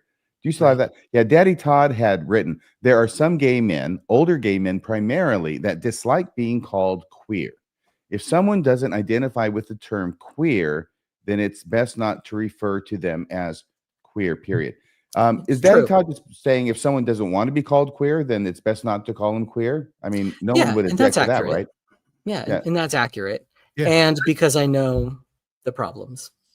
I think you can do both, right? Like if Yeah. if LGBTQ plus if that's sort of a mouthful, and you can start with the word queer, but anybody who asks you not to call them a thing or Yeah. requests you to call them a thing, I just don't know why it's so hard to just respect each other and not run counter to that. Mhm. I think most of that is within reason, and whatever people want to, for instance, pronouns. You mentioned he, they. If folks say they, them, it might take a little effort on our part in terms of like remembering to do it, but it shouldn't be something that we fight against if that person requests that. And Mhm. I just don't know why it's so difficult to sort of respect what people would like to be referred to, or how they would like sort of their the categories they fit into to be named a certain way. I just don't think it's that difficult. Amen. Yeah. There you go. I love it. All right. Where to this one? This is how to contact me. I am a board member of Conversion Therapy Survivor Network. I've got some resources at the top right. There's 2 memoirs written by conversion therapy survivors who are memoir. Bill, I'm sorry, Sam. Bill, it looks like there's sort of a blue screen over this. A blue Over the screen. slide, I can't read it very well because it's like there's a blue. I see it nice and clean. I guess I'll ask if other people can. I'll just announce the number, by the way, to give everybody a minute. It's as if someone had like copied, you're going to copy and paste. So you do the whole screen except for us. And now it's all blue and ready to be copied and pasted. Let me add mine over. Let me do this. See if this is that better? That's perfect. Okay. And for me, it looked the exact same. Did anybody else see that? Am I losing my mind? Yeah, other folks said they could see it fine, but it's okay. We've had issues where things don't show up on the screen that you and I can see and the audience can, or vice versa. I just want to note to the audience, you can call. The phone lines are open. If you want to talk to Sam, we'll take 3 folks in, whether in studio or in by phone call. If you want to join the show, we'd love to hear from you. Our number to call on via telephone is 662-667-6667 or 662 Mormons if you want to have fun sort of finding the letters on the phone. And then I've already done it once, but I will do it again. I'll put the link into the live chat if you want to join the show, and I'll put that up on the screen as well. You can just copy that from the comments there in the live chat. And so that's up on the screen right now. I'm not going to read that off, but you can copy that and put that into your computer. If you want to be anonymous, that's great. Totally understand why people would do that. Just turn your camera off as you come into StreamYard. I won't put you up on the screen right away. We'll be talking here for a few more minutes. You'll have plenty of time to turn the camera off if you do want to be anonymous. Otherwise, we'd love if you join the show in one form or the other. And there's no worries at all that anything could go wrong because we use the Signal app. Yeah, no, that's gotten some people in trouble recently, hasn't it? People are going to be looking at this a year or 2 from now and say, "What the hell is he talking about?" Yeah. Oh gosh. Hopefully, they'll be saying that.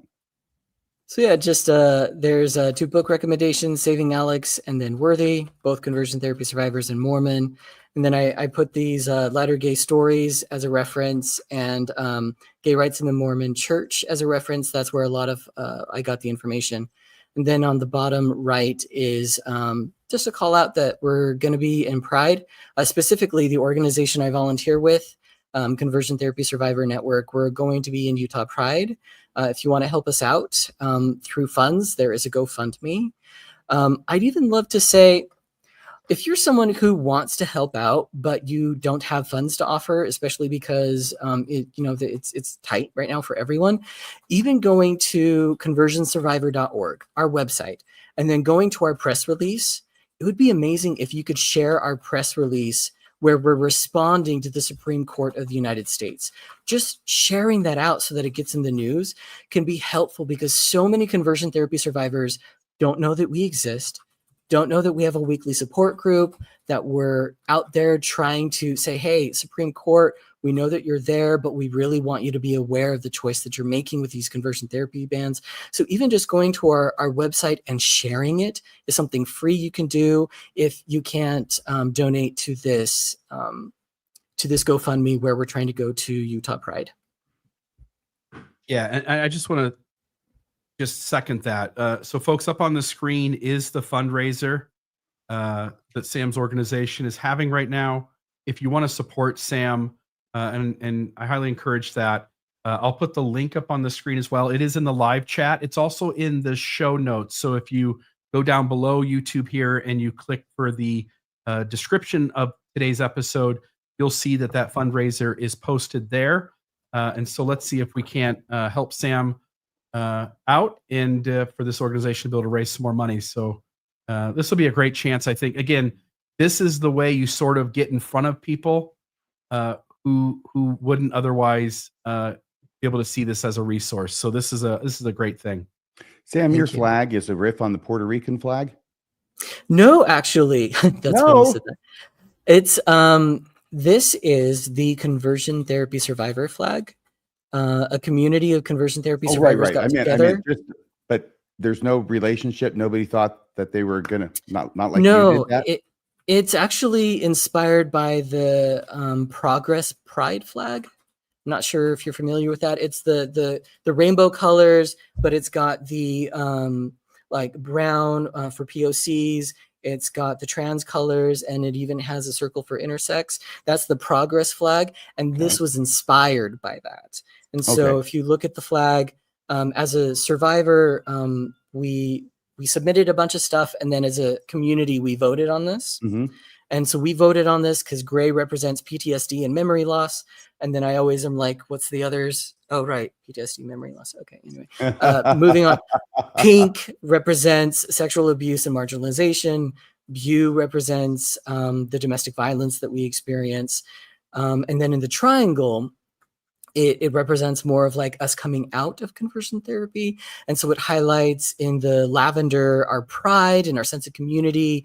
The gold signifies our hope that now we get to like actually live life. And green represents the fact that the truth of who we naturally are. So this is a new, very new community flag. We haven't been shouting it a lot, but you can get a flag if you want. And it's something that a lot of survivors have been sharing. I had thought that maybe, see, I know you know what a Puerto Rican flag looks like, but this is what we're queuing off of early on in your presentation, along with the Mexican flag. So it's very interesting, and I haven't encountered a lot of those triangles like that in the flag, other than those two. Yeah, if you just Google Progress flag, you'll see it. And there's so many triangles in queer flags, in particular because the triangle was used by the Nazis when we were sent in concentration camps. Triangles were? Yeah, the peak triangle is what the Nazis would use to say this is a homosexual. So it's a pretty big symbol within the queer community. Okay. And you can see why. Yeah. I was just trying to find that just to sort of note it. Yeah,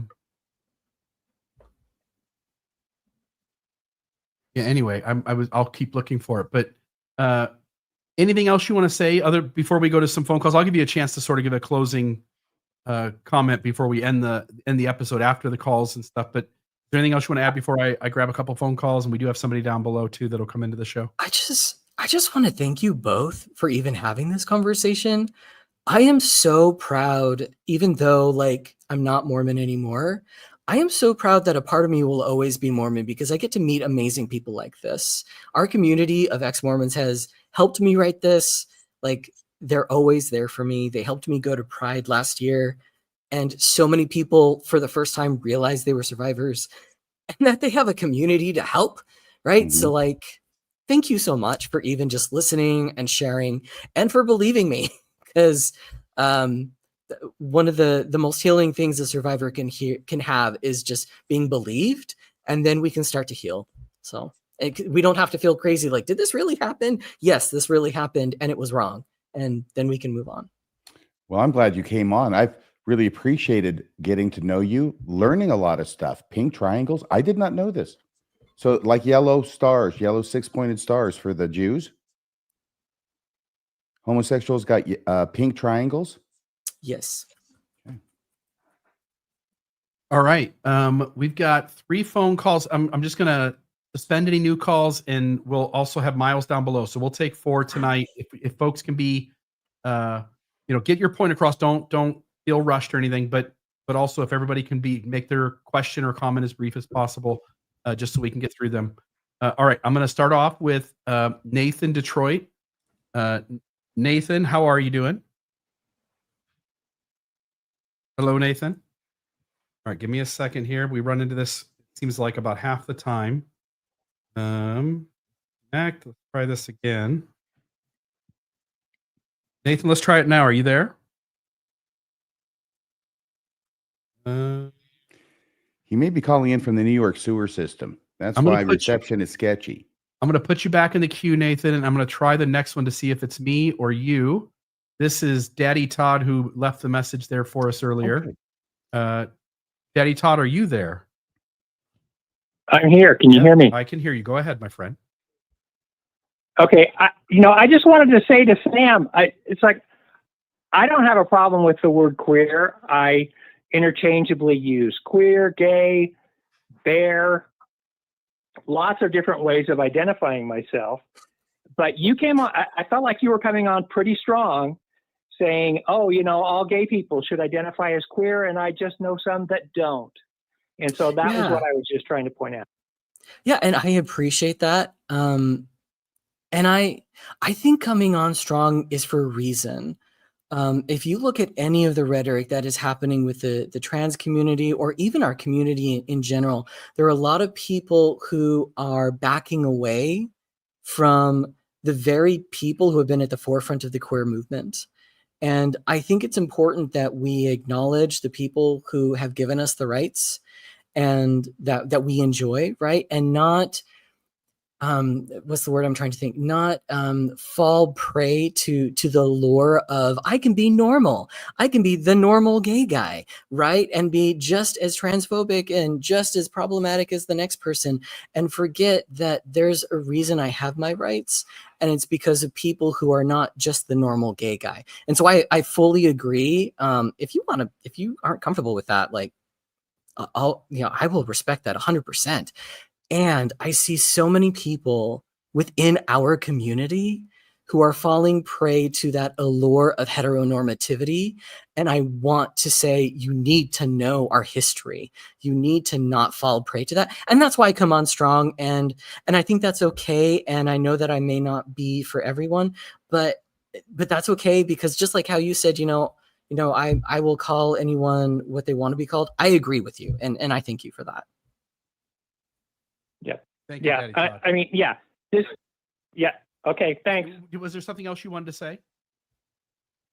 Well, I was just going to follow up on something that Sam said, which is, when the maggots put us in concentration camps, they're not going to leave out the normal gays. So those people are stupid. Okay. And that's why I come strong. Okay, straight guy, you got to ask a question. Okay, what are you talking about? Normal gays, queer gays? Yeah. I don't understand the distinctions you're making, and I know that you both do, because I've just entered into a conversation that it's apparently been going on for many, many years now. Yeah. So like let's use the 1980s AIDS crisis for a really good example. During the 1980s crisis of AIDS, we were losing a lot of gay men. And so what happened in the queer community just with gay men, we wanted to change the narrative of us being effeminate or us being the fairies. So we started going to the gym a lot, and we wanted the perception of us to be, we're normal, just like you. We're healthy. We go to the gym a lot. We're masculine, right? And that became a huge narrative because we wanted to be respected as individuals. But the problem with that is that when we play into respectability politics, we ignore the people who can't do that, who are just effeminate as the most effeminate thing in the world, and that's never going to be them. And when we try to gain respectability by running away from part of what makes us unique about what we offer to the world, then we end up hurting other people in our own community. And so that's just why I'm like, hey, JD Vance said normal gay guys vote for Trump, right? Like, okay, I'm sure they do, but are those normal gay guys just queer people, or are they people who are running away from what makes us us, right? Are they trying to say, I'm just like you?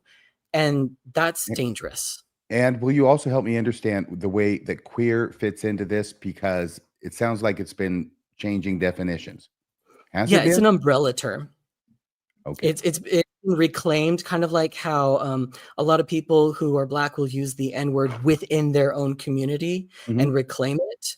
We've reclaimed it too. The major difference there is that, well, I mean, there's so many differences, right? But one of the major differences is that when someone says, oh, you're queer, it's not like someone using the N-word where it's clearly never appropriate unless you're in that community. If it's said with malice, obviously, that's not a good thing. There are a lot of gay men who are trying to reclaim the F slur. I'm not comfortable with that, but if people, FAG, that's the F slur. Right. But back on queer, and I'll let you get to the F slur in a second. Yeah. But so right now, this is not a universally decided thing, is it? Among the community? And I don't even know if it's called a community anymore. Is it the queer community? I would say the overwhelming majority of people are okay with that term now. So a non-member, a straight guy like me, calling you queer, that would be okay? I mean, if you're not like that queer over there, right? Like if it's obviously not in malice, I'd be surprised if someone takes it as an offense. Okay. Unless like how he clued in, if you're older, then there's a high chance that word was used to queer bash you, to hurt you. And so we're going to have trauma on that word. And that's why the older you are, the more likely it is I might be offended or even hurt by you calling me that. But if it's a young person or someone who's not a gay person, like a gay man, there's a good chance that they might understand it's an umbrella term and be okay with it. What's a safe thing to say and just be on safe ground? I do think that queer should be a safe term. I think it's important to be inclusive. Plus, I'll be honest, LGBTQ plus IA two-spirit is a mouthful for me. I think it's fun to say the alphabet mafia. I wasn't familiar with. You added new terms. You made it even longer than it already was. But see, that's why I like queer, because when we just say LGBTQ, I'm specifically ignoring two-spirit. I'm specifically ignoring intersex. I'm specifically ignoring anyone who is asexual or who is aromantic. There are so many people. Are you saying number two spirit? It's spirit, SPIRIT? Think of non-binary, but a specific term for Indigenous people. Yes. So you've heard of this before, Bill? You're nodding your head. No, I haven't. I am aware that Native American, Indigenous people cultures, some of them left room for up to 8 different genders within a person. So I am aware that the Indigenous people community, some of their ways that those Indigenous tribes understood what it means to be human allowed way more complexity to this topic than we European people do. And so that makes sense to me, but no, I had never heard the term before. And that was created as an English word so that we don't have to learn every native's word for two-spirit people who don't fall into the binary gender understanding. And so that's why two-spirit can't be appropriated by white people. This is getting so complex. No wonder you want queer. By the way, do we still have Daddy on the show, on the line? Yeah, I think so. I'd like to know what Daddy thinks about all this. I'm still here. What do you think about all this? I don't know. What do you think? I'm in favor of all of this. And I put it in the chat, RFM. I'm your age, like within days. And you can call me queer anytime you want. Okay. I just don't be know aware if they're older tonight when we're talking about it, but other than that, okay. Just be aware if they're older. That might be. It seems easy. So in other words, you're an older person. You made me say that. That wasn't fair. You're an older person. You're my age. If you're a person of a certain age, okay, but you're fine with being called, described as queer. That's what. Yeah, but the reason I tell my story that way is because I struggled with that. Oh, and you're talking to. Sorry. I'm sorry. It seems like it's easy to use the word queer at the onset of a conversation to represent this segment of humanity who doesn't fit in the straight cisgender box. And if somebody requests that some other term be used, then simply respect their wishes, and it seems like you accomplished the goal. Easy. Yep. Exactly. Okay. Well, I'm just going to ask you this last question. I apologize for anybody else in the time, okay? Because I've had these questions and I've never had anybody to ask. Okay? Love it. So if queer is the umbrella term, why does it show up as a separate letter in LGBTQ? You hear the Oh, let's go with Sam first, and then we'll let Daddy throw in if he has anything else. queer and questioning can be two separate things, and I will be fully upfront. Is the Q questioning? In I've seen it LGBTQ? both. I've seen it queer, and I've also seen it questioning. In my mind, if you're using that particular language, it's not the if you're using that particular like letter within the algorithm, not algorithm, An acronym? acronym. No, it's Yes. not an acrostic. It's the letters. Yes. Yeah, the LGBTQ. If you're using it, if you're using Q in that sense, then queer would be more of just, if I'm understanding it correctly, acronym, like binary. Thank you. It would be more like binary, like your experience of either gender or sexuality is queer, like different, just not heteronormative type of thing. And it could be its own unique thing. And because I don't identify as that, I'm not going to say that that is the all and end all. But I do know that queer and questioning can be separate letters within that. But when I use queer, I use it as the algorithm because I think I keep saying algorithm. I use it in the acronym because I acknowledge we may recognize there are voices we're ignoring right now, and they deserve space too. So the majority of the time, unless I'm being specific about certain topics, I will use queer to make space for literally all of us. So queer can be the umbrella term and also sort of like a placeholder. Yeah. For any people not represented by the other letters. It can be its own unique queer experience. Yes. Does anybody know what that is? Anyway, so Daddy, what do you think about all this? Generally I'll use LGBTQ plus just because in my mind, that's inclusive. I know some gay men, I know some lesbians that don't identify with queer. And by using a bit of the alphabet acronym, I feel like I'm including everybody. Okay. So that plus is important. To me, it is, yeah, because otherwise it gets to be 77 letters long. Right. But back to Bill's point, use whatever term you know, and then just be nice about it. Oh, well, that's the term you're comfortable with. Because I wouldn't be surprised if the caller, those people who aren't comfortable having queer as their identity may have similar experiences that I do with that word, and that's okay. Okay. Yeah. Thank you, Daddy. Thank you for calling. Yeah. Thanks, Daddy. Thank you. All right. Is Nathan still there? Is he out of? Do you get the New York sewer system? Do you get the joke on that one, Bill? That seemed random, I'm sure. Nathan Detroit in this. You got to see the musical Guys and Dolls. Oh, I got the big climax scene. Okay. No, and I'll just say somebody was down in the studio earlier and they're gone now. I would love if you want to come back in. We'd love to bring you on the show. So I don't know what happened there. So at this point, all we have left. It was Miles. I remember. And I haven't seen him, so I hope that he comes back in. Might have been Miles Germer. But for now, we're going to go to Nathan Detroit. Okay. And so, Nathan, are you there? Hey, guys. Can you hear me this time? I can. Nathan. Go ahead, my friend. Hey, great. Hey, great to hear from you. I'm glad I was on hold for that last call. I think it was a great discussion. I appreciated listening in on it. Yeah, it was good. What's on your mind tonight? I'll get straight to my question.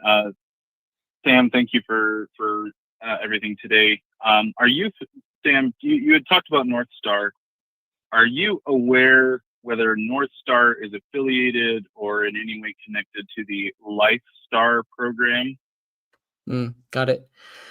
I'll be honest. I Sam, try to be. Sam, Mhm, before you're mhm. honest, can you tell us what the LifeStar program is? Oh, I don't know particularly. Oh, This can you is tell us, why. Nathan? Oh, yeah, I can fill it in. Nobody here seems to know. So the life, no worries. It's not directly on topic for this tonight. The LifeStar program is a program it's run by members of the church, but it's a therapy group for treating mostly men with sexual and pornography addiction. And so with the star part at the end is why I was wondering. Yeah, There it is. I think that it's. I put it up on the screen, Nathan. If you're able to see your computer, I think this is it. LifeStar, recovery from compulsive sexual behavior is possible. Oh, that sounds like it. And then pornography, is my partner an addict? Do I have an addiction? Right. Yep. Yeah. So, I mean, LifeStar kind of, there's a connection. Jody Hildebrand was connected with LifeStar when she was arrested. So there is that connection. But in general, I mean, certainly nothing to the extent of conversion therapy, but kind of recovering from bad therapy is something that I have been working on because of the, being told that viewing pornography is an addiction that I should be ashamed of and think about constantly is something that, I've had to work through. And so anyway, I was just curious if there was a connection between the two programs, because I know North Star and Evergreen were both referenced by therapists that I saw through the LifeStar program. Nathan, are you okay? How are you doing after your experience with LifeStar? It's a few years back. It's something that I occasionally, I think Sam's description of, sometimes when you're talking about it, there's a trauma reaction, even many years after the fact. And so when that happens, I take some time to sit and recognize what is causing that trauma and recognize that I'm in a safer place now and work through it in that way. But overall, I mean, short version, I'm in a much better place now than I was when I was in that therapy program. I'm glad to hear that, Nathan. Let me throw it over here to Sam and say, Sam, do you see any similarities between the therapies, the approaches, the traumas that are produced in your kind of conversion therapy that you were talking about, that of course you're against, and this kind of, well, it is a kind of conversion therapy because we're trying to change behaviors. It's been identified as a behavior that needs to be changed. And so then they go about trying to change it. What do you think? Any similarities or differences? Well, first of all, kudos, Nathan, for self-care. I think that's wonderful. From my understanding of, sorry, I'm trying to piece together my brain and what I remember from my training. I don't believe there's a consensus in the scientific community about can you even have a sexual addiction in the way that it's currently being discussed? And so I'm not so sure the jury is out on that, but I do know that I think something Bill and I talked about before this even happened is very apt here. You can take any good, wholesome therapeutic practice and bastardize it when it's not grounded in research and in client-focused therapy. I have had a term called double bind. something that I absolutely loved. It was a very freeing term. I loved it. I used it with clients. A term that basically means you're in a no-win situation, it's not your fault for responding in a no-win situation. But then I use that term with conversion therapy survivors as a way to give us healing. And someone says, that term was used against me in conversion therapy. They told me that's why I was gay and I need to do a double undwhoop thing like that. So you can have just about anything that's a good, healthy therapeutic tool and bastardize it if you want to use it in your own way that's not grounded in research. And so I wouldn't be surprised at all if the things that they're doing, I mean, you mentioned Hildebrandt, you take any type of, like, I'm even now thinking of, there's a certain type of therapy, behavioral modification that you can use for autism. And the autism community is very vocal about ABA therapy, which is that type of therapy, as a form of conversion therapy and harmful. Is it technically from therapeutic practices that are healthy? Yes. But if it's not grounded in research and it's not client focused, it can be misused, it can be harmful. So I would say this just runs the gamut, and I'm not surprised that that organization exists and has been problematic. What I was going to say is, I'll be upfront, there are so many rebrands of the church and of all the other versions of conversion therapy, it is hard to keep up on. It is semi-triggering for me to even look at that. And I am not focused on, learning what they're doing and getting a stop to them, because as long as there's a demand for conversion therapy, it's going to be happening. And so I am focused on healing people and in spreading the news of, let's get that demand down, because that's how we're actually going to put an end to conversion therapy. Yeah. And I apologize if I did bring up anything with that, Sam. I apologize if I brought up bad feelings. I was just curious if you were aware of being in the therapeutic community. Yeah, I'm not. I wish I was. I'll be honest. I only had suspicions about North Star being a conversion therapy organization because of my experience, and only until recently, when I talked with someone named Miles, who may have been the caller and hopefully is back, when Miles told me about his experience of North Star, he's like, "Oh yeah, it was conversion therapy. It was still conversion therapy, no matter how much they claim it's not." And so now I can say, with my full chest, it is still conversion therapy, but I only suspected. Well, what would be the point of Sure. its existence And if I it weren't to convert you? Because the demand is still there. Yeah. In Because other I words, still that's why have it to deal with exists, it. to convert people, right? To make homosexual people straight. And the reason I love Sojice is because it's not just changing your orientation. A lot of organizations, including mine, will use the term not just change, but also suppress, because that's what conversion therapists are doing now. They're leaning into the science of, well, we know we can't change you, but let's suppress this. And I it's have never just heard as of that in a harmful, psychological context where the word suppress is good. right?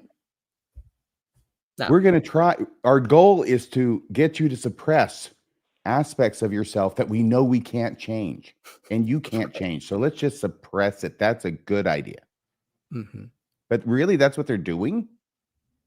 Yeah, that's what my conversion therapist, Jeffrey W. Robinson, is still practicing today. You can go to his website. You can see that cute little exercise I walked you through with Rudolph the Red-Nosed Buffalo.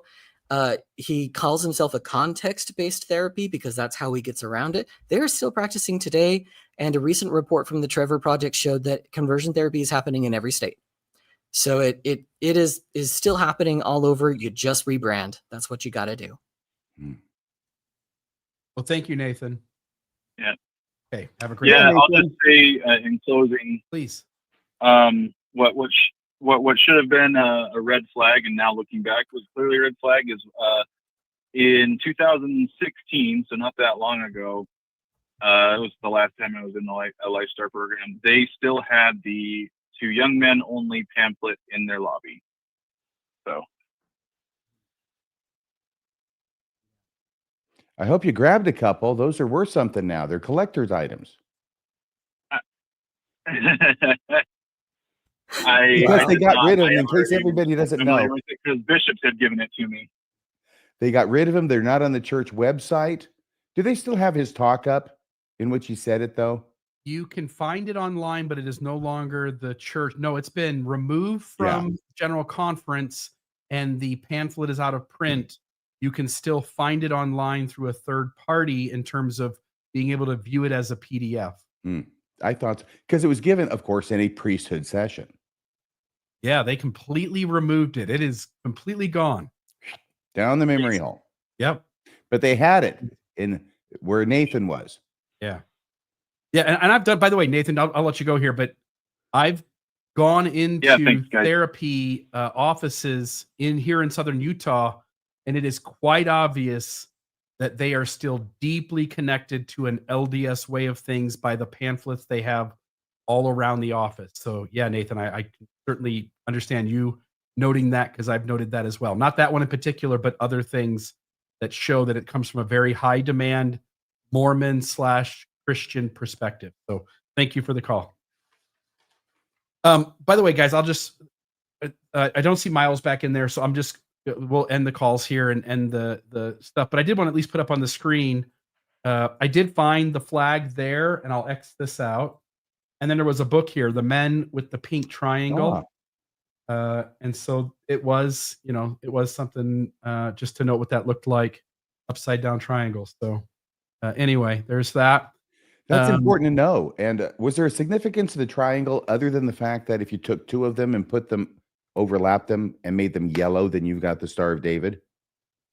I don't know. I have a friend who's a historian specifically on that, so I could ask him, but I don't have an answer immediately. Okay. It looks, by the way, I'll just show you. I mean, this is, I don't know if this is we don't mean to do that. This is a doctored image or not, but here you've got folks with triangles posted onto their clothes. So, prison uniforms. Yeah, on some level, that seemed to be the way they signified it, which is the whole thing's horrific. That moment in time. I hope it's still active, but if you're ever in Salt Lake City, one of my favorite gay bars to go to is called Triangles.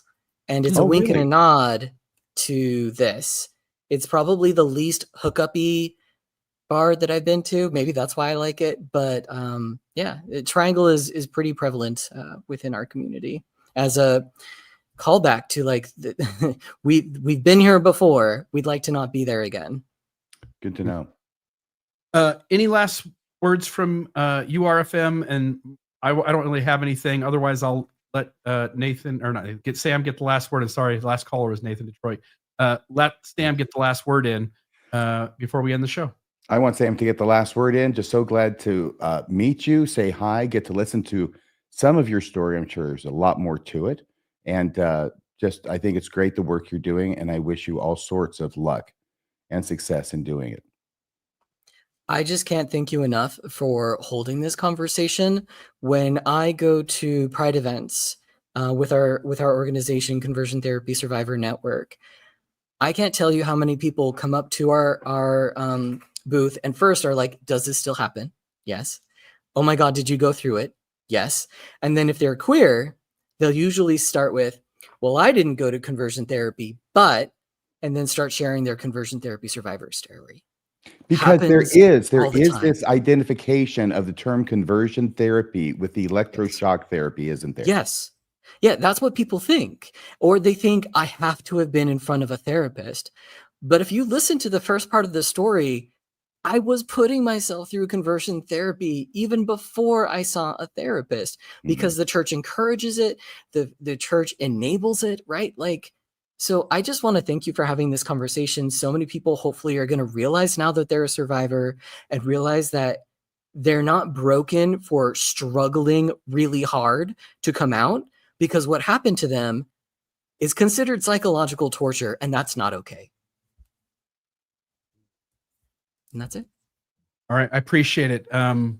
This conversation was beneficial to me, and RFM, I really appreciated the questions you asked. And there was a point halfway through where I realized I'm coming across as a dumbass. And then I just decided to embrace the fact I am a dumbass and just ask some questions. And hopefully I wasn't the only one with those questions on my mind. Yeah, I think all of us learned something tonight. And I think, Sam, you presented everything in such a way that there are so many comments over the last half an hour or so, even earlier in the show, where people were just remarking gratitude. for the way in which you presented all of this, and remarking that it was a really great episode that people really enjoyed. So thank you for coming on, and folks, don't hesitate again to support the fundraiser. It is in the show notes, and also I did leave there the Mormon history on what they've said about homosexuality there as well. You can find that in the show description. Otherwise, folks, again, Sam, thank you. RFM, thank you. We'll see everybody next week, Wednesday, 6:20 p.m. Mountain Time. Otherwise, check us out Friday for Mormonism After Dark, 8 p.m. We have a lot of fun on that show. We'll see you then, and good night, everybody.